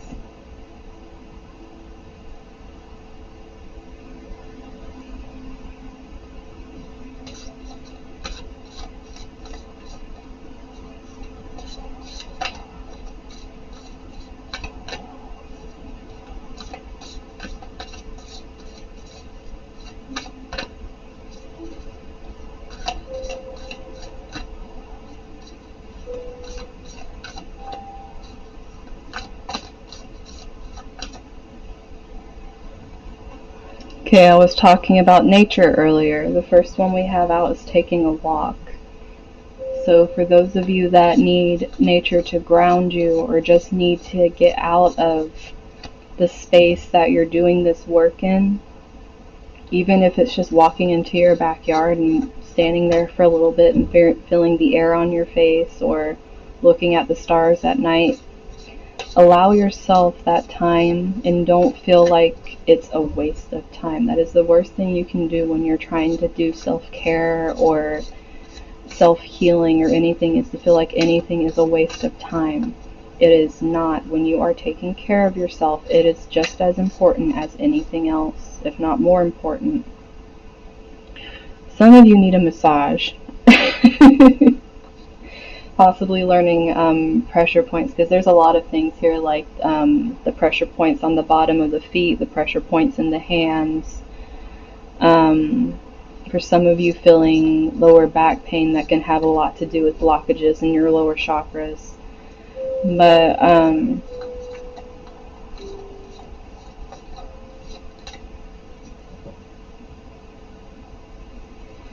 But definitely, if it's safe for you to get a massage, that might be a really good form of self-care right now to help relieve the tension. This is interesting. I feel this right here, because a lot of healing directly correlates to divine feminine energy. Doesn't matter if you're male or female, but divine feminine energy is a lot of the lower chakra type energy. It's very rooted in the earth. It's very sexual and wild in nature and creative, and it comes with our inner child and those really pure dreams. And with connecting to the womb coming out, it's almost like it's saying be able to connect to that divine feminine so you can heal it.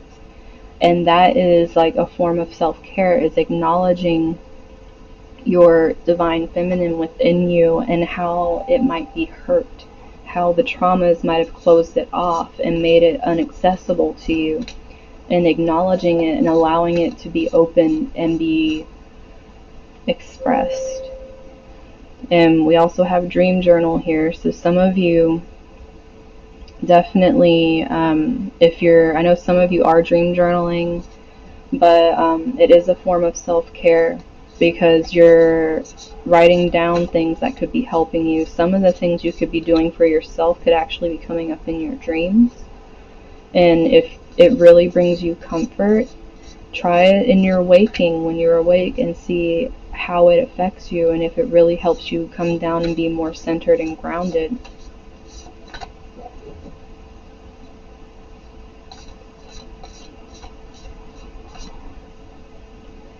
We have read. Now, I want you guys to be careful with this read one, because this is supposed to be self-care and self-love. This isn't go and read a bunch of articles about everything wrong in the world right now to where you get depressed and really feeling like, what's the point of doing anything? That is not what this read is. This reading is read what you enjoy. I feel like it's also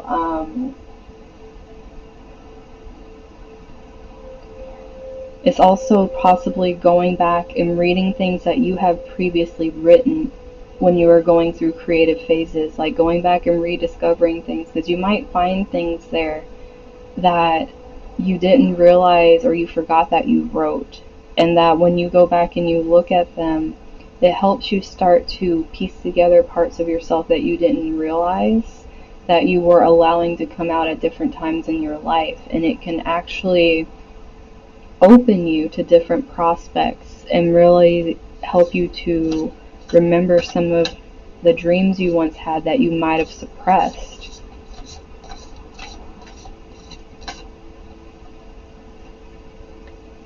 Like I was talking about earlier, energy work here is really doing the grounding and being able to have control of your energy, allowing it to be expressed. That divine feminine energy, like I was saying with the lower chakras here, going through the healing and allowing you to open up the heart space, because once those are starting to heal and open up, the heart connects the lower chakra to the upper chakra, and it allows you to not only feel that love for yourself, but give it more freely and unconditionally to others. So in doing that, and also protecting your energy, because this has a lot to do with also creating protection for yourself so others aren't taking from you as you're learning this, because some people don't want to learn, they just want to take. And knowing the difference when you're doing work like this, you're going to be able to feel those people's energies and know you don't want that happening to you.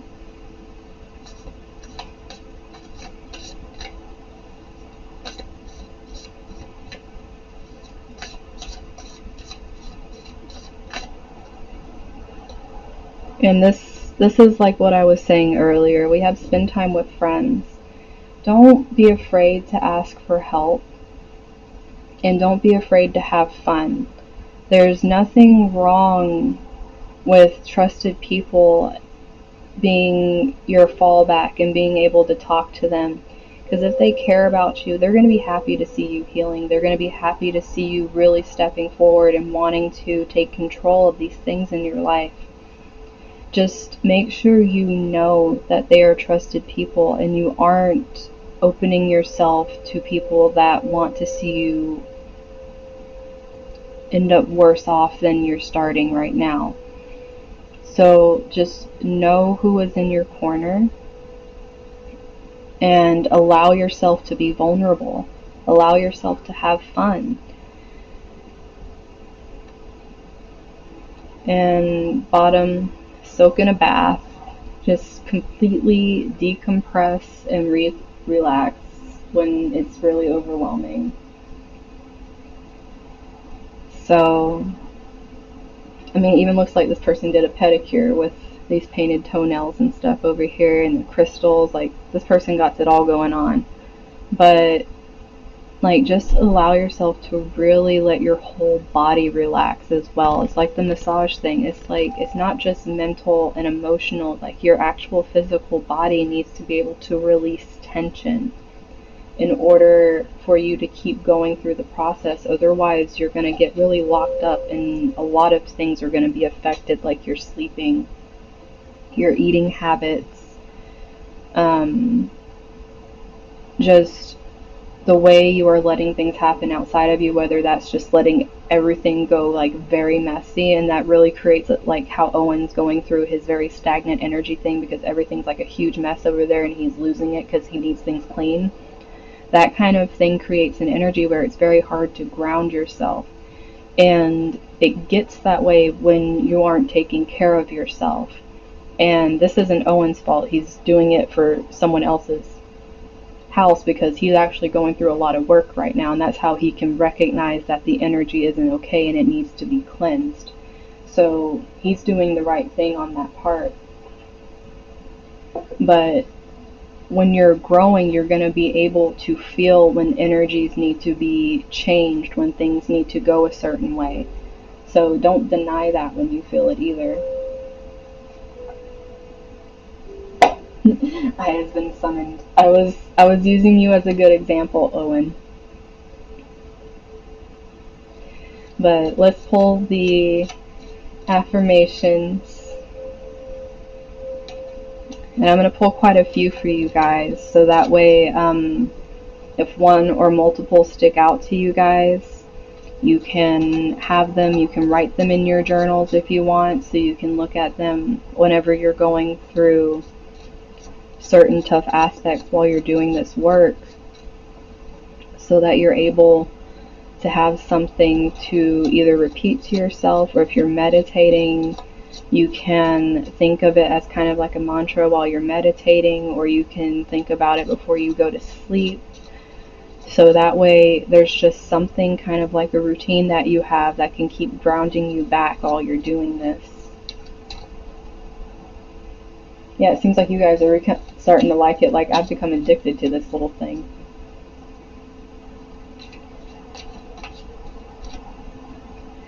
Okay, so first one out is acceptance. I overcome my biggest challenges by accepting what is. That's a huge part of shadow work, is acceptance and surrender and release.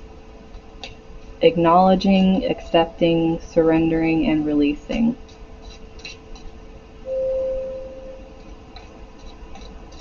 Oh, thank you, Pauline. That's so sweet. Oh, you guys.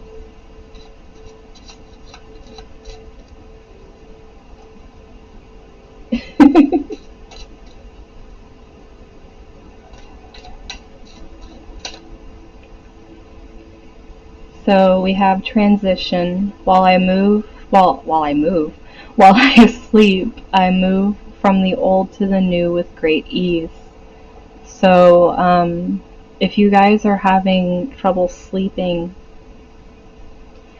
that's something where if you can create like an intention while sleeping that it's helping you move through the problems as opposed to repeating them and being stuck with them. It can give you ways of working through them while you're awake.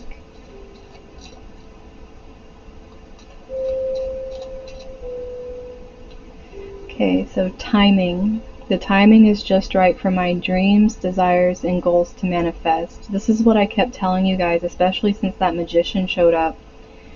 Right now, what's coming through, especially with doing this work, as you're doing it, you're allowing the space for these things to happen that are waiting. Right now is the time for this stuff to happen. It's the time for the release and then the receiving, like at the same time. It's the time for the balance. So being able to understand that while you're doing this, as stuff happens, it's meant to be happening.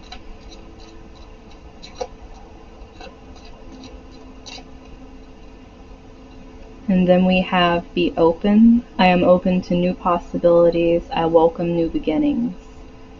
So definitely, like I said, things change rapidly while you're doing this, and you have to be very open. And it goes back to acceptance. As things happen, being very accepting of what's happening and acknowledging it is very important. And it helps make the transition a lot. Oh wow, that one just flipped over. So let go. I am kind to myself and share my beauty with those around me. I let go of self-criticism. Okay, I think everyone needs to write that. Because I just got chills from that one. I think I need to write that one too.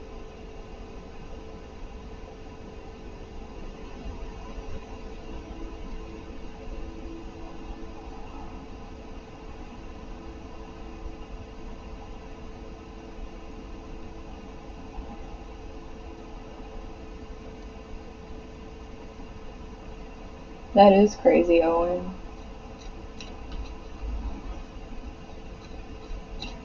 And I'm going to pull one last one for you guys. Act. Upon waking, I am ready to act on my passions and dreams. So it's pretty much, no matter what you're going through, keep the attitude that every time you wake up, you're waking up into a new day to keep going, and you're being given this new day. Have that gratitude. And allow yourself to be grateful instead of always feeling like things aren't working out. When you switch your mindset to what you have in the moment as opposed to what you don't have or didn't have in the past, and you don't know if you're going to have in the future, you become more present and you become more accepting of what's going on around you.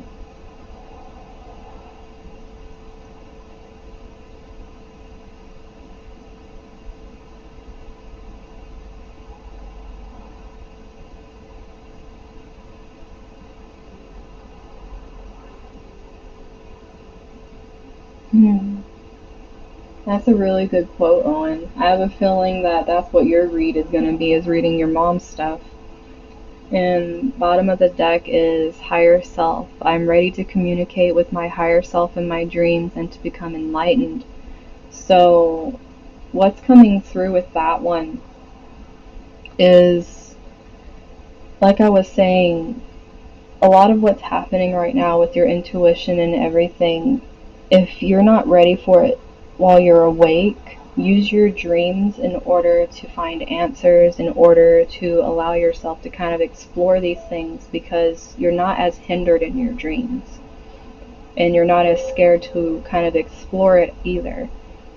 So really allow yourself to, if you can't in the waking world, start doing it while, like, making the intention to do it while you're dreaming, so you can bring that intention into while you're awake. So when you wake up, you start acting on these things, you're open to these things, and you start accepting and acknowledging them, so you can keep moving forward instead of feeling stuck in the energies that you've repressed for so long. But that is the in-depth reading for you guys for the shadow work and self-love and healing. And hopefully you guys were able to take from some of this and be able to apply it to wherever you need it.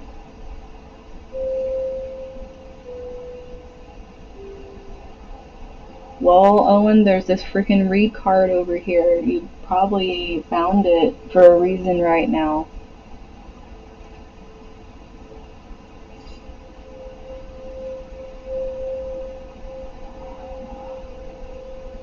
And you found it right now for a reason.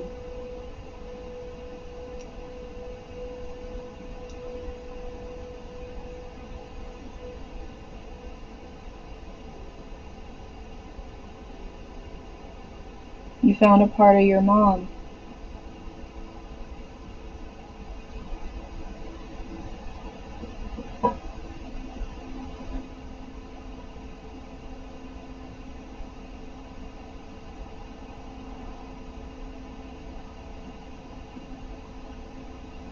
But yeah, if any of you have questions, or if you're drawn to crystals, or if you want a clarifying thing for yourself, I can do that too. Because like I said, this is something that I am passionate about, and since we're doing it right now, I'll do that for you guys.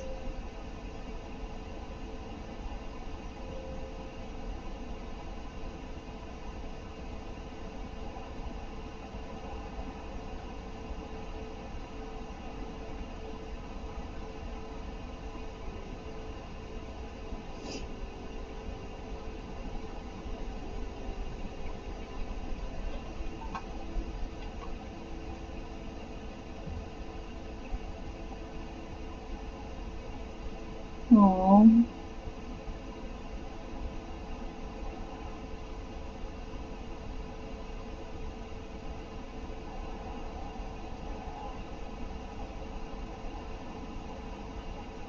Crystal's the blue dolphin. This one right here is opalite.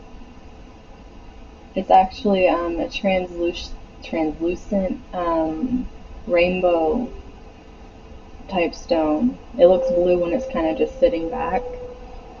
But opalite is a very calming, gentle stone. It helps us connect to our intuition, to our guides, to the higher consciousness. It's really great for communication, for getting to our authentic truth. And it really is meant not just for like communicating, but also like communication on all forms, whether that's between people, like being honest with yourself, communicating with your guides, opening that up. It's very useful in all those forms. And the thing is, with Mercury being the planet of communication, I always see that as the connection between, communicating in all those ways. Because, when I look at people's charts and I'm reading their astrology, I tend to look at their Mercury and see the aspects there to see where their gifts lie in communication. Because sometimes people's gifts with communication tie more to psychic avenues, and that's why it's hard for them to understand why they don't know how to express. And it's because their expression relies on them being able to be in tune with their intuition, and since it's blocked a lot of times, they have trouble communicating.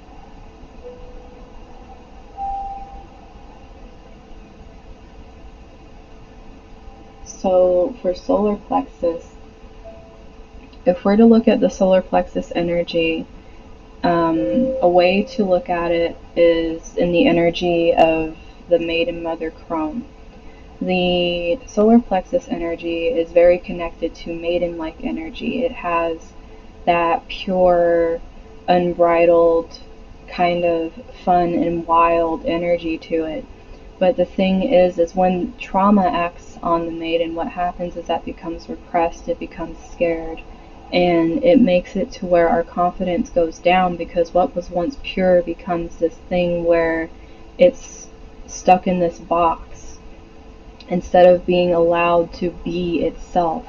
So the way to heal solar plexus is to be able to heal inner child. It's being able to go into that place of the maiden energy and understand that no matter what has happened, you are still that pure heart in essence. It doesn't matter what has happened on the external. It doesn't matter what relationships have done. You are still yourself on the inside. What happens is you have to find her again. You have to allow yourself to explore and be able to connect to her and try to understand her and love her at the place she's at now, so that way you can open up what was closed off out of protection. Once you can acknowledge her and where she is, then you're going to be able to use that divine feminine energy to heal and to nurture and to help her bring back that creative energy and that confidence, so that the true dreams are no longer hindered and the real heart comes out. And it allows that energy to be expressed. It allows that generosity to come out.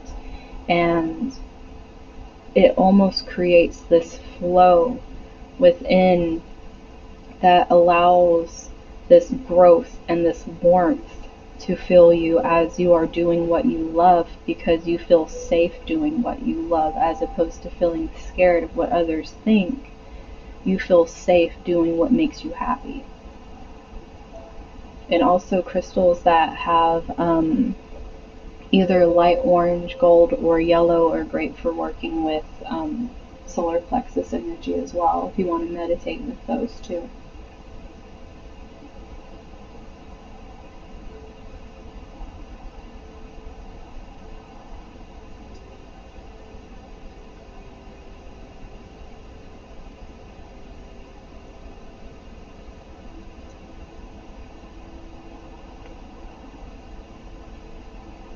You're welcome, Ruby.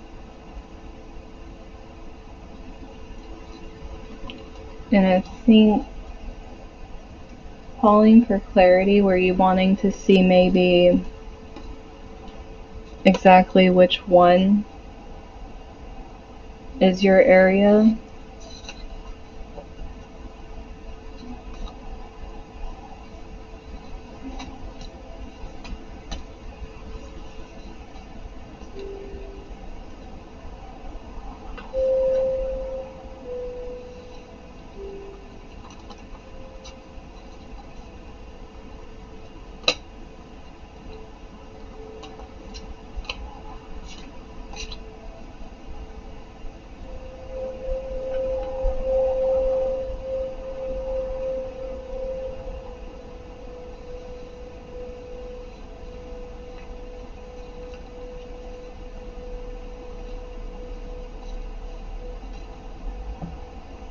Okay, let me clear some space over here and I'll pull it for you.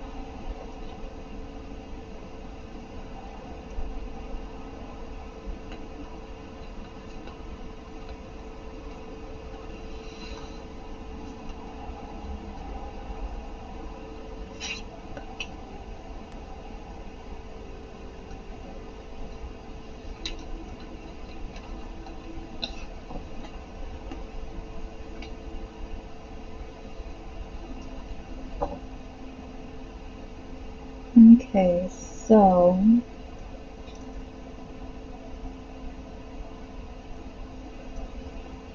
let's pull some, and I'm going to use the Muse Tarot for you, Pauline. Let's see specifically where your shadow work is concentrated.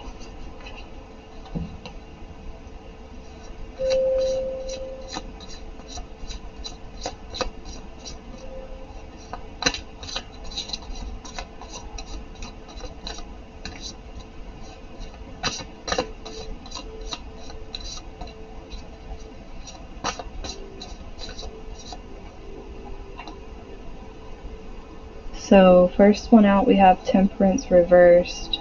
So from what the collective reading was, this so far coming out is finding the balance, and also trusting the faith and the connection that you have to your guides, so that way you aren't afraid of actually opening up and listening to them and going through the changes.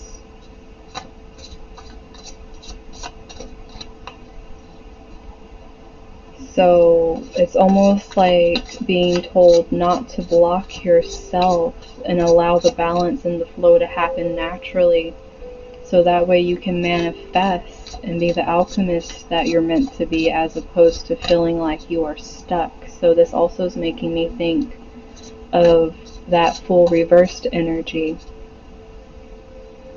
And then we have the Five of Voices here, which is the Five of Swords.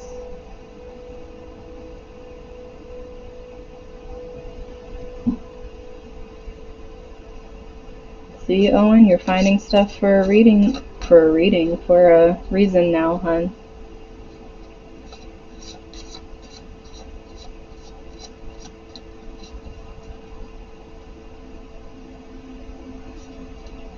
So with this Five of Voices, basically feeling mentally defeated. It's trying to help you come out of this energy of just cycling around and telling yourself these self-defeating prophecies, which is tying back to that self-sabotage. So it seems like what's the main area of focus here was the self-sabotage. Being able to create the safe space for yourself and the love for yourself, so you're not speaking the sabotaging things into your existence.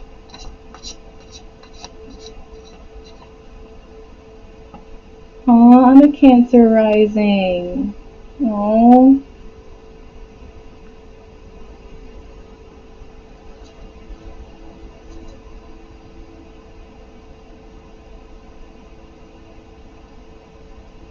That's so weird, Owen. I'm getting chills, like I have like a weird connection or something. But we also have here the Ten of Inspiration, and this is the Ten of Wands. And there's a lot of burdens, and the Ten of Wands actually came up in the reading, and it was the one that was speaking of make sure you are keeping play in your life. Make sure that you're finding joy in things still while you're going through this work, while you're trying to break out of these habits. Don't lose the joy in your life. Take time to really breathe and be in the moment, because all of these burdens you've been carrying, all of these things that have been bogging you down, slowly you will be releasing them. Slowly these things will start being able to dissipate. And with it being these wands, it has a lot of spiritual connection to it. And this is the space you need to create for your guides to come in, so that they can bring what they've been trying to, which is this muse of materials here, which is beautiful. It's so much security and success. It's like this work right here, just really focusing your intention on this, is like bringing you into creating the space for this. And it's a lot of self-love. It's a lot of beauty. It's very Venusian. It has these qualities of seeing beauty in yourself and your surroundings, being able to find value that's true value, not just the value that might feel like fabricated or that can fall away, but this everlasting value. And we have Three of Emotions, so you are one of those that's being called to be with people that are going to help you, because this is the Three of Cups. And this is actually showing the Maiden Mother Crone energy in this card. So you also are needing and especially having this water, it has a lot to do with your sacral, because the element of the sacral chakra is water. And having this Maiden Mother Crone energy, and also connecting to others that are on this journey so that you can heal along with them, so that you're able to realize that going through these things you aren't alone, and it will help you build your faith and know as you're going through these phases, it's what is supposed to be happening to lead you to this happiness. As this happiness begins to filter in, as you're creating space for it, you're going to be able to celebrate, because you're going to be able to encompass learning what each of these are for you.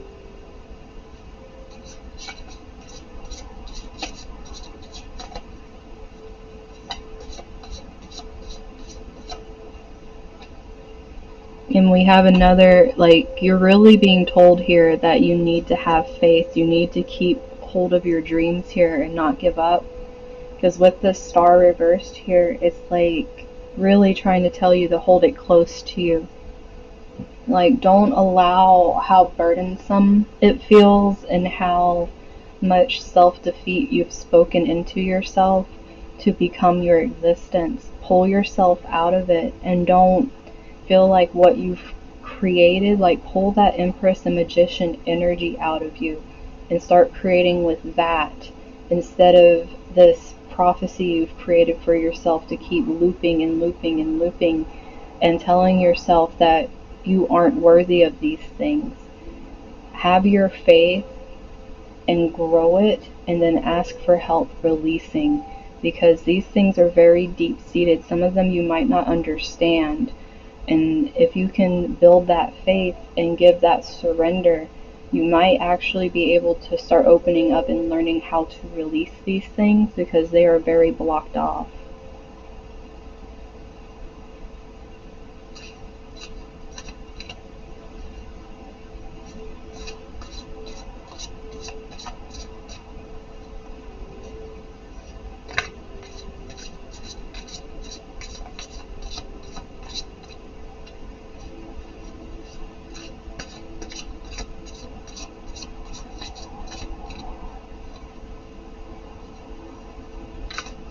She took all of her air, Owen.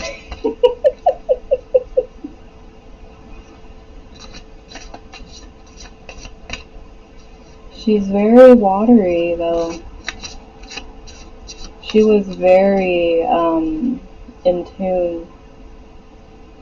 You're probably finding this right now, Owen, especially with Mercury being in Scorpio. I think she led you to it. She's trying to connect to you right now.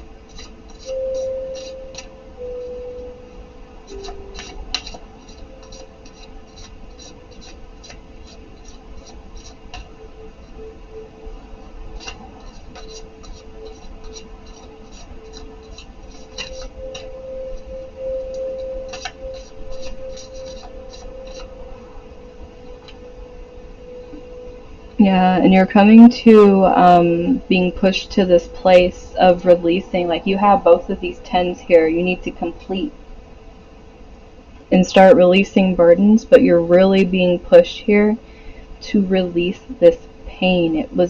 It felt like it almost killed you.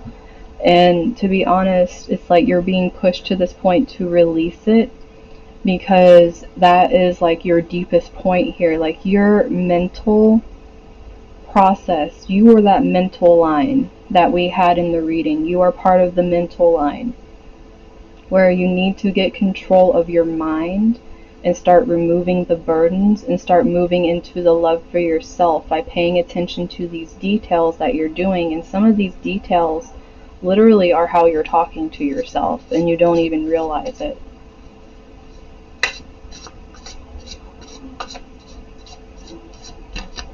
It's almost like she has the reversal of what I have with the earth water, because I'm like the 50-something earth and 30-something water.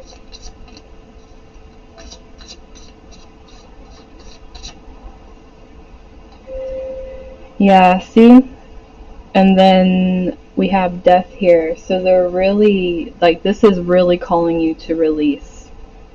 It's like, release it. We know it's a painful releasing, but it needs to happen to bring this in. Because it's not like this pleasant thing, especially with it being shadow work. This is going to be a heavy mental toll on you. So remember, like you were being told with all the self-care, do the things that allow you to take breaks. Love yourself enough to know that you cannot go into a place where you are beating yourself up. And with this bottom of the deck energy here,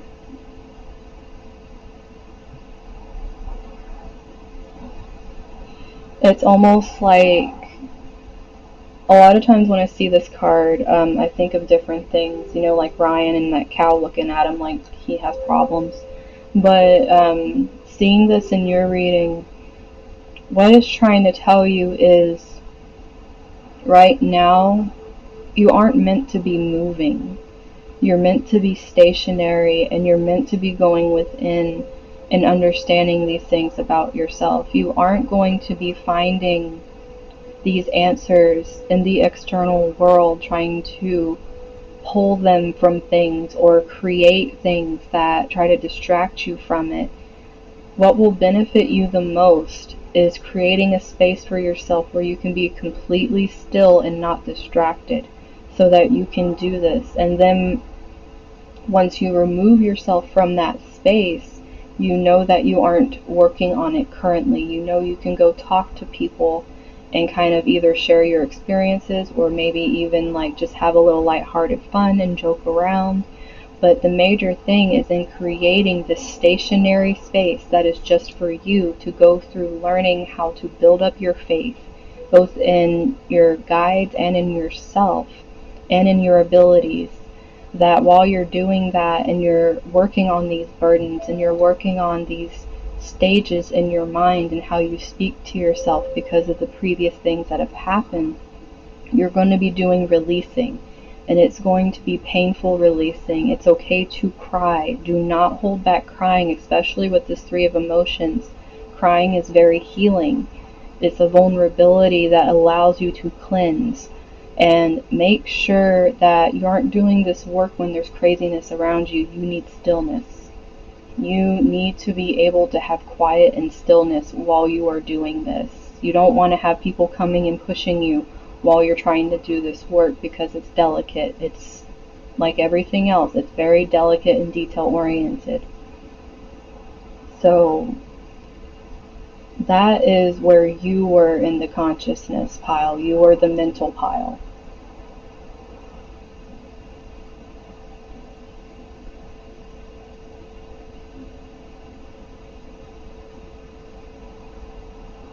You can put longitude and latitude in as well, Owen.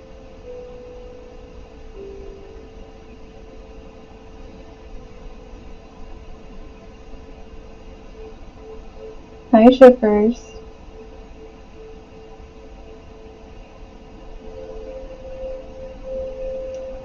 But yeah, definitely just make sure, because this is bottom of the deck, so it's very strong energy, just make sure you have that place of stillness for yourself.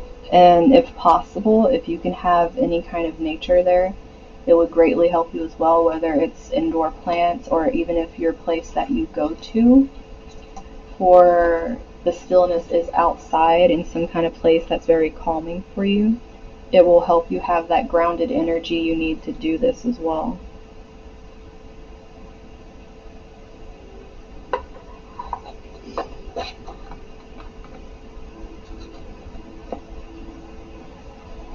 Yeah, use that to your advantage.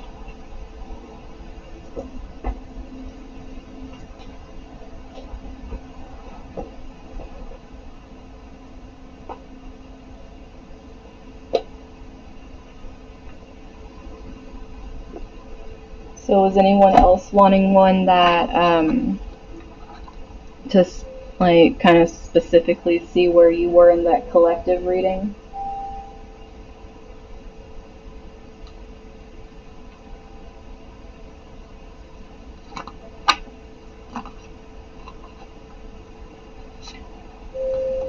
Or if anyone's drawn to crystals like how Ruby was, I can talk about those too while because I'm just putting some of these up because I have a lot on my desk right now.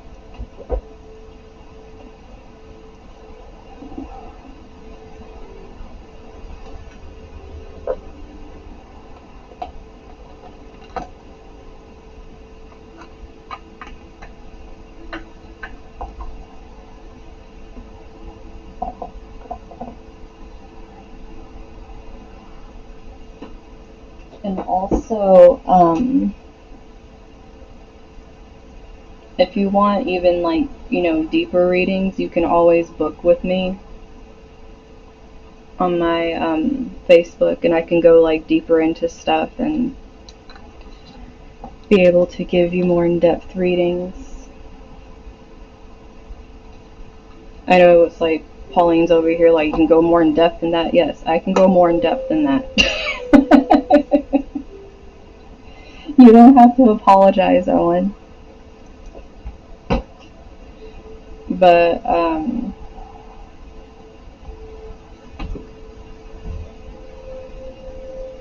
make sure I have all my stuff here. But of course, I have my, what do I got? Contest. Yeah, my October contest. So like, if you're following, you're in it. It's pretty much what you got to do. But once I get 100 followers, get randomly selected to get my spiritual guidance package, and it's the one that's 30 minutes because I have different times, and it's a 30-minute, like a half-hour reading once a week for 4 weeks, whatever guidance you need.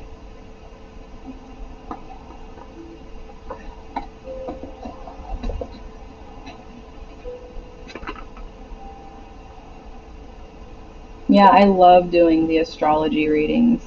It's like I love doing tarot, but it's like being able to get into people's charts and really help them see all their strengths and how to make, because I don't believe in the weaknesses thing.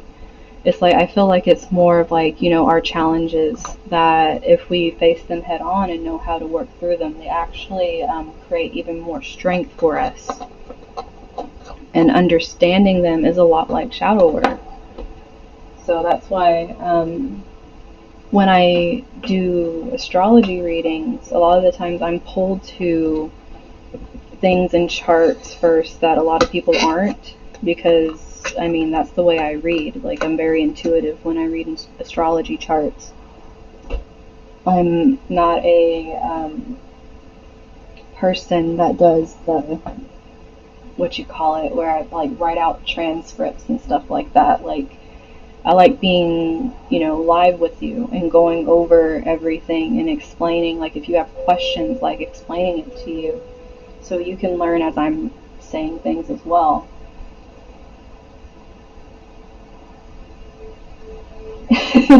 Yeah, I read Sarah's chart. She got the hour-long reading.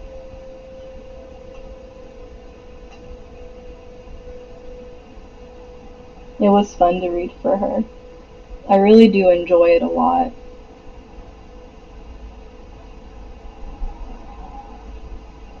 Let me save my coin.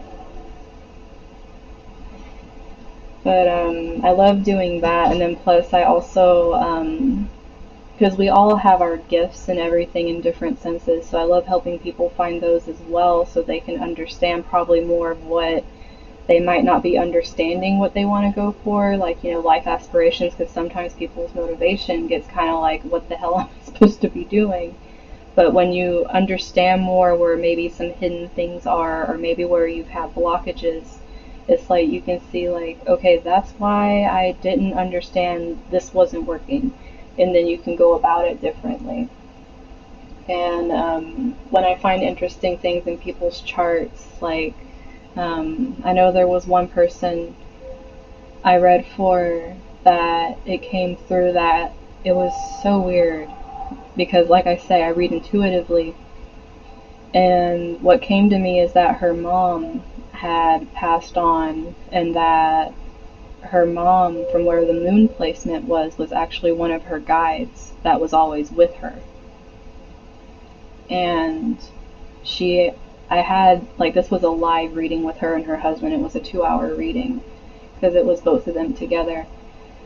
And she started crying because she said she has a special place for her set up with everything, and she misses her because she passed on, and it's like just a whole lot came out, and she just started crying. And it was like basically I was telling her different ways that she could work through blockages so she can open up and reconnect with her mom, because her mom's there. She just can't feel her. So things like that happen when I read charts too. But it's just whatever comes out for a person while I'm doing it. It's like when I'm doing readings, I go very in depth. I don't sit here and try to sugarcoat things. If I see things in your chart that you need to be told, I'm going to tell you. It's okay, Owen. I was just talking about how I do astrology charts because I did Sarah's, and they were talking about how they want astrology charts as well. I know you said you wanted one like forever ago, like months ago. But I really love doing that with people. But I was also thinking, like, I'm not sure yet, I'm still putting some things together, but it would be cool to do people's charts live because that would help people both learn astrology but also um, be giving the reading for the person. Oh, wow. Yeah, oh, and you're like,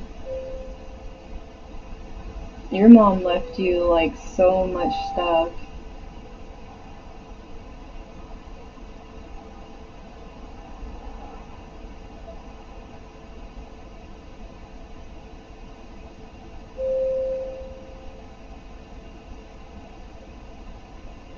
But if you guys are good on getting the personal ones for specific areas, then I'm going to go ahead and kind of wrap up unless you guys are pulled to anything. I'll go over those as well.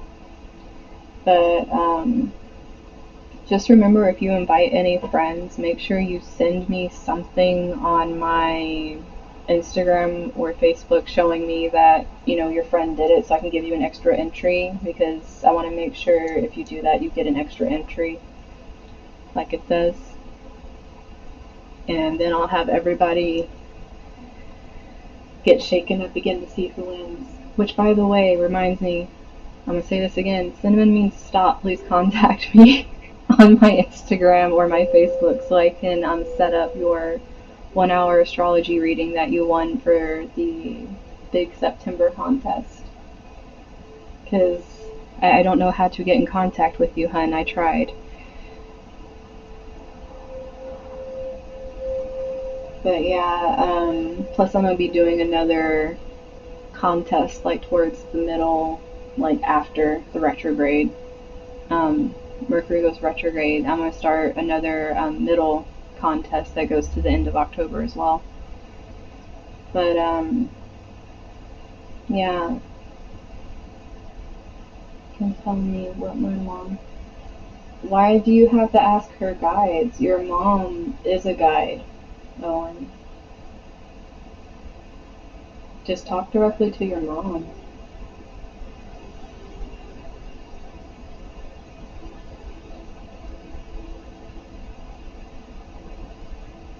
I mean, she probably is one of your guides, to be honest.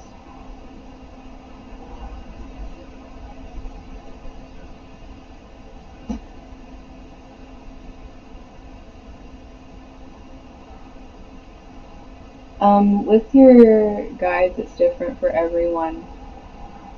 A lot of times when I connect to people when I'm doing readings, I can actually feel their guides and talk about that. But for your personal journey, um, you can actually try working with them, and the more you work with them and build a connection, eventually, for me, I just got extremely curious and really wanted names after working with them for a while, purely because I wanted to be able to thank them by name. So it wasn't like this thing or whatever, but it's like it came to me in different ways. I have clairaudience, so one of the ways was them literally shouting their name in my ear, which was that was something else. But I had a shout one time and a whisper another, and then I also got them in random places where no matter where I looked, it was constantly like a name was everywhere. Like no matter what I watched, it was the name of a certain one of my guides, like over and over and over again, no matter what I was doing. So I asked, and it was confirmed for me. And it's the same way for other ones. It's just like they come through as they do. You can't really force them to, but some of them, it's like they've been waiting forever for you to know who they are. Like the one that yelled at me has probably been waiting since I was a little girl to be able to say that she was my guide, because she's been around a long ass time.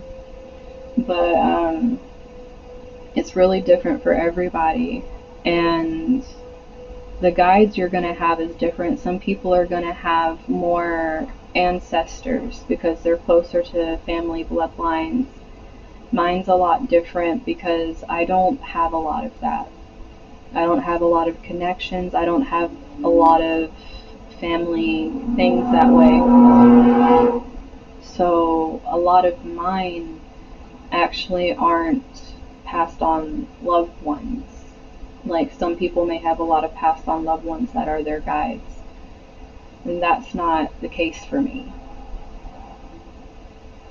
But everyone is very different in who they have that's really watching over them, and then you start learning where exactly they connect in your life, like how they influence and how they've helped you grow and what they're there to help you with, and what sides of you they connect to and really help you with. Like I'm starting to learn which ones like really connect mainly to certain chakras of mine when I'm working on healing certain things, and those are the ones that I talk to.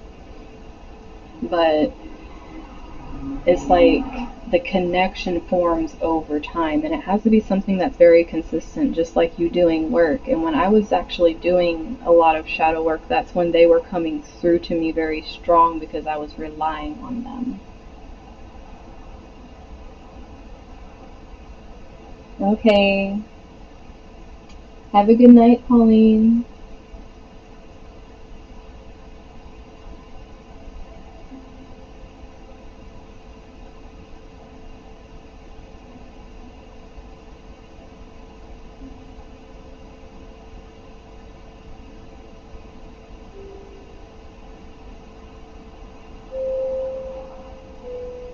I mean, when we're kids, we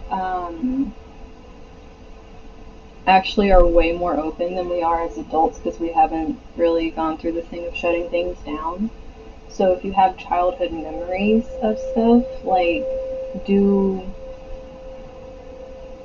Palo Santo. It's like another form of cleansing and stuff, but it has different properties.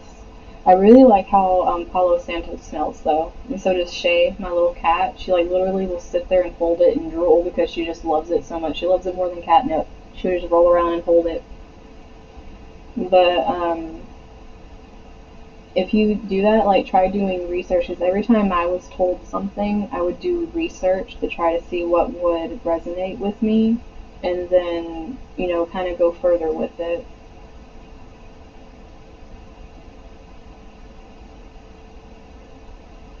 The smell.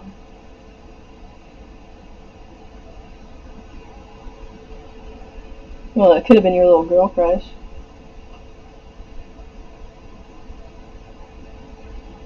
Next to the green crystal and the geodes.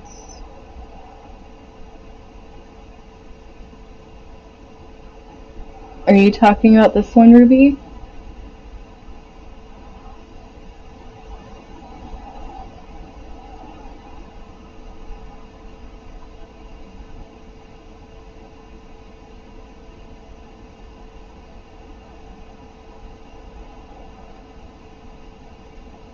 This is desert rose selenite. And it has the properties of selenite, like being like the angel crystal protection, um, helping to dispel negative energies and cleanse the area. It's self-cleansing, all that beautiful energy, very light energy, crown opening energy. But it's also, since it's desert rose selenite, it has a very grounding effect to it because it was formed in the desert over layers of sand, creating these different designs in it that make it look like the rose. And it gives it a very feminine energy as well. So definitely it works with helping with grounding and healing feminine energy, as well as having all the properties of the selenite has as a basis.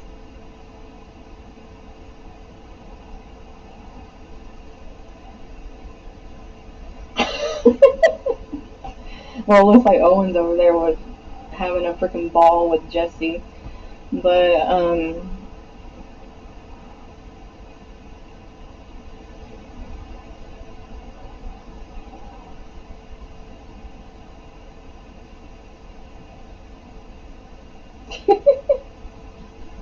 maybe look up her chart. You never know.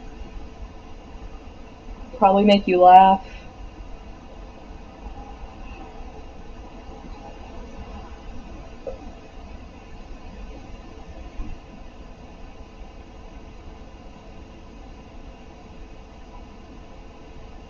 But yeah, I like Palo Santo better than sage, actually, just because of the smell. Like, I don't know, I just like the smell a lot better. I think it's because it's a lot more earthy, if that makes any sense, because I'm a very earth drawn person, all the earth in my chart being so heavy.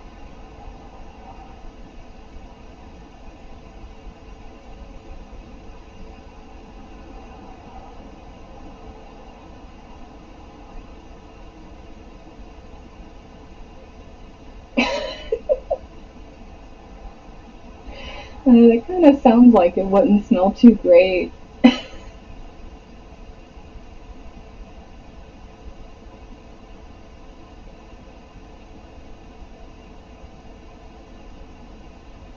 Yeah, opening the windows and everything is pretty much just like a complete, like, just let it air out. You can shoo stuff out too, just start throwing all of it out everywhere, just get it out.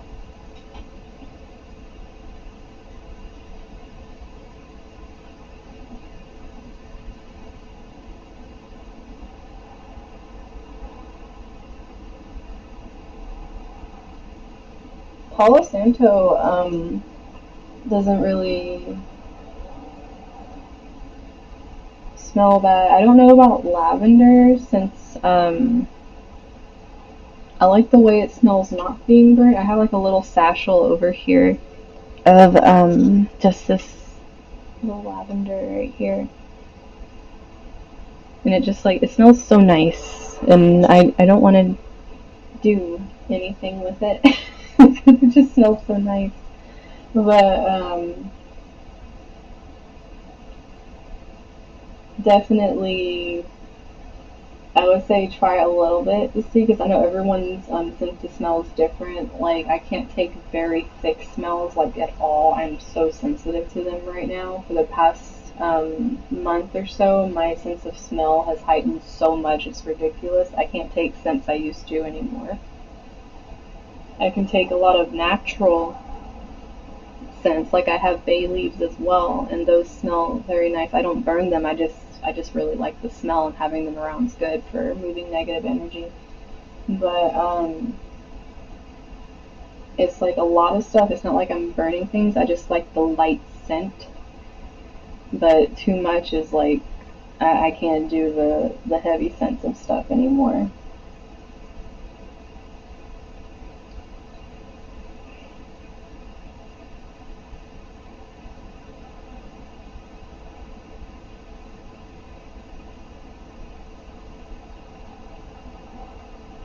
Aw, and your second mom, that is so cute. I'm glad you're getting all that, Owen. Love you too.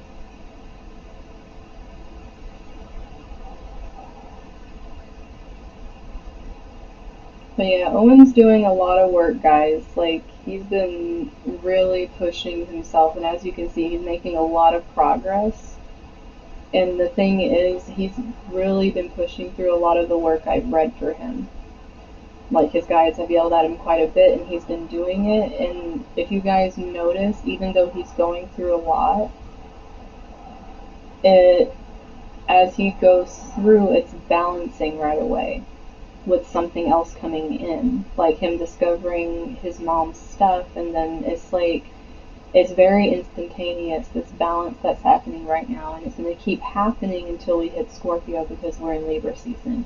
Things are going to have like this in-out flow very quickly, which is why I'm saying if you're doing the work now, you're going to be seeing it externally very quickly.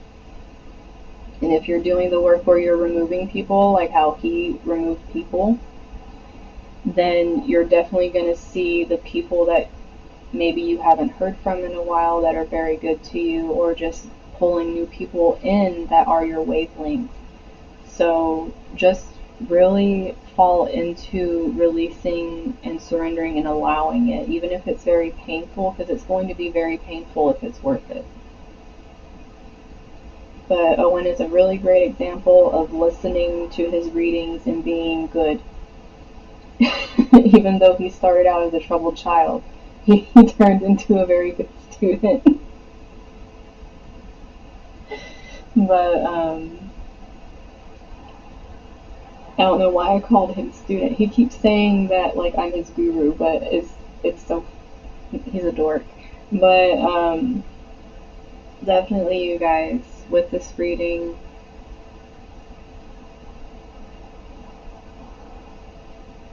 yeah, the thing with Scorpio, especially if it's with your seventh, it's already Scorpio's already having to dive into the shadow, and then having it as your seventh, where your shadow lies, is almost like this double thing where it's like instead of you trying to integrate, because what's happening is you're trying to force something to happen that is actually natural, because the Scorpio cannot hide what is happening. Like the energy of it, it'll show you what you're avoiding up front. Like it puts your shadow in front of your face and you can see what you're avoiding if you allow your intuition to bring it up and put it in front of you.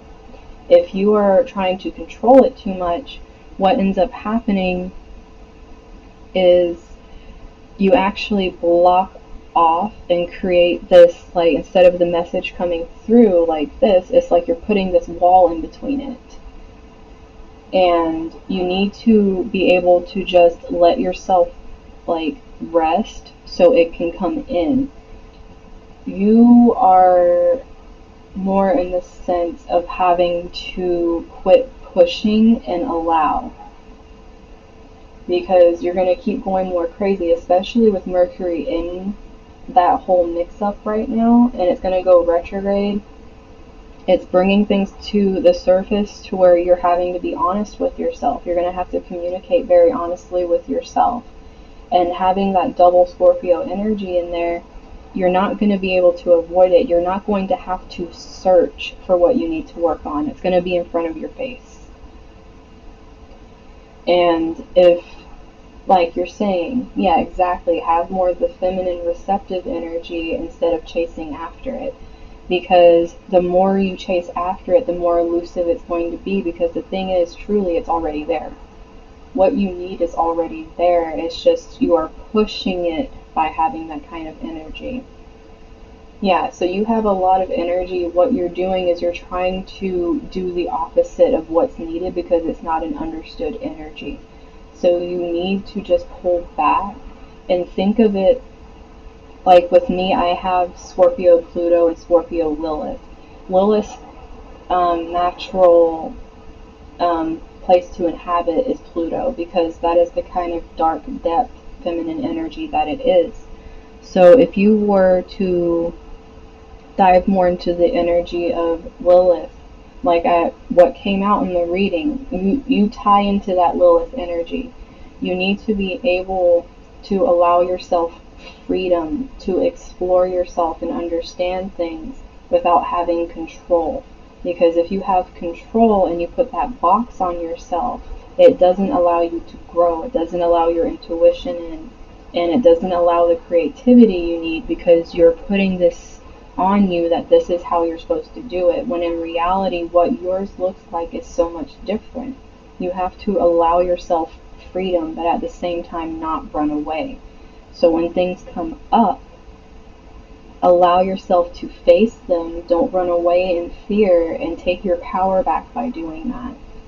And that's how you're going to be able to work through it. And having that Mercury Scorpio going through, it's going to bring these things to the surface. And since it's, like I was saying, I connect the Mercury to the communication, it's very good for communicating with your guides. It's being able to understand through asking them. Ask them for help to help you understand, so you can receive the answers, as opposed to like pushing and pushing and looking. Allow yourself to stand back and ask, and for them to bring it to you so you can receive the answers and work from that space. There was something else and it completely flew away. I don't even know. It's so far gone right now. But there was another thing I was going to say with that. But,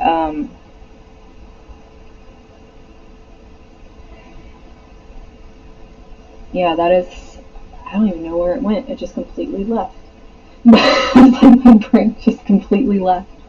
Or whatever was giving me that information.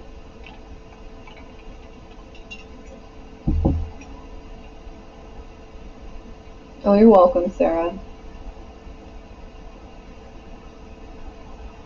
Yeah, having that Aries full moon in your 7th was really,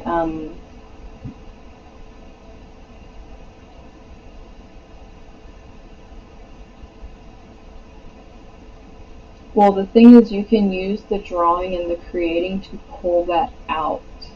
So it's not like you should close that off. Being creative is what's going to help you pull it out. So that way it's somewhere you can understand it. So definitely use that energy to help you keep pulling deeper and going deeper as you're going through the healing. But like Ruby was saying with her Aries full moon, what that was causing is you're having that Aries energy in your 7th, which is like the me energy pulling against your Libra ascendant, which had the sun. So it's almost like this energy that's really conflicting, because it's like, do I focus on myself or do I focus on other people? And the thing is, it was a choice you had to make. You couldn't have both at that time. There was no like in between there. You had to either choose yourself to work on or leave yourself in the dust and focus on other people. Now that energy is starting to lift up, like we're kind of coming out of that shadowy feeling of that moon, but you still have that retrograde in there. So you need to be able, whether it's in the next house or in the same house, because all of our houses have different degrees, that Aries Mars going through there with that retrograde is really going to make you stay stuck in that feeling of like you're getting these ideas, but why am I not doing them? Allow yourself to write out oh,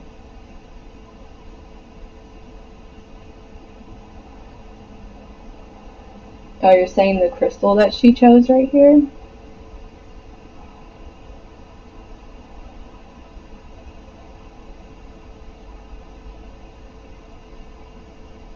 Oh, if she chose herself or other people?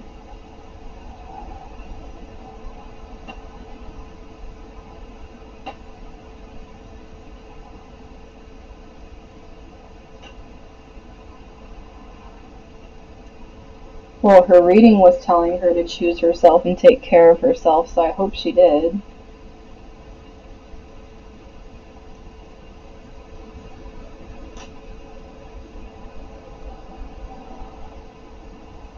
I mean, she had the extra thing of the moon over there telling her to do it as well, because that shadow work house sitting over there, like, you need to focus on you and do your shadow work instead of trying to put it everywhere else. I think she got called out for that, actually. But,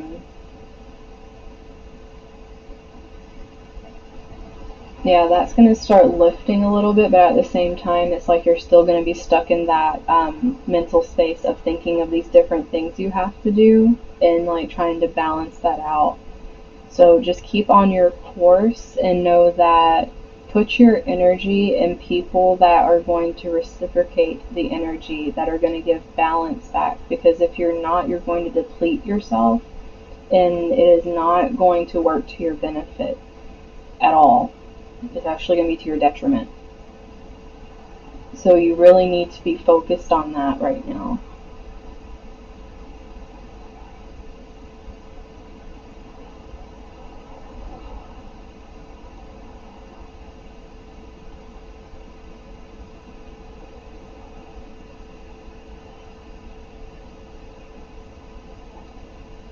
I'm going to go ahead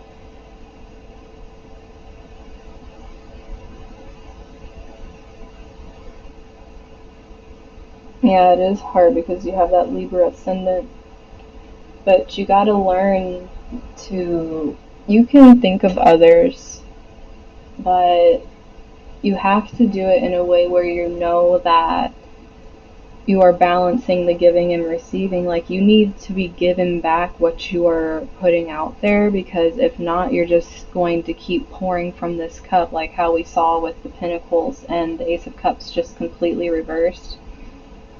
You're just going to keep pouring all this out, and what's going to happen is it's going to make it to where there's nothing left for you. And you need that balance of people that are willing to give back to you what you're giving, so that way you're replenishing. It's like that infinity that happens and needs to keep looping back, so that it's a constant exchange, as opposed to just this line going that way and it's like nothing's coming back. It's like you shoot an arrow and you never get it back.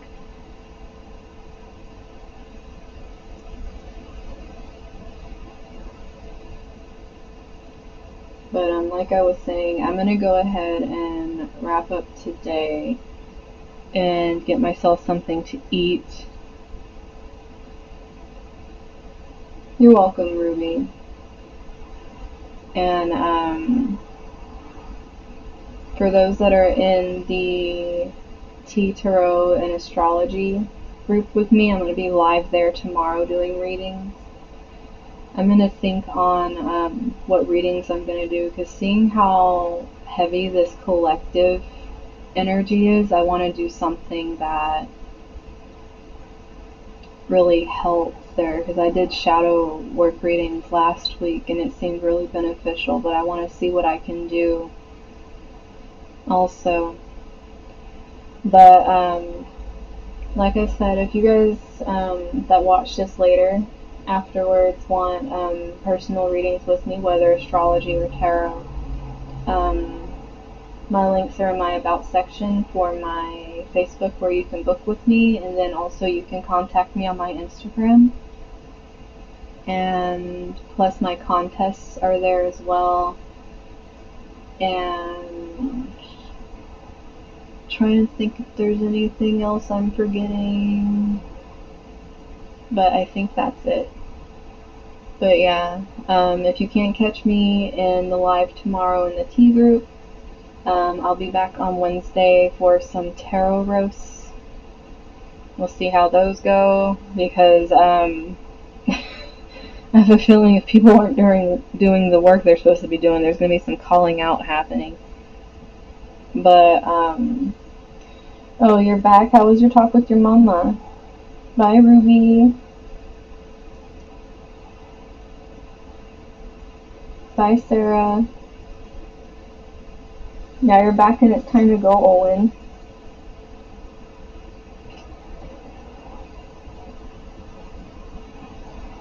But yeah, since you were so in and out, Owen, you might want to watch the reading. But yeah, like I said, I'll be live tomorrow in the Facebook group. It'll be a Facebook Live, and then on Wednesday I'll be back again here for the tarot roast. So I'll see you guys then.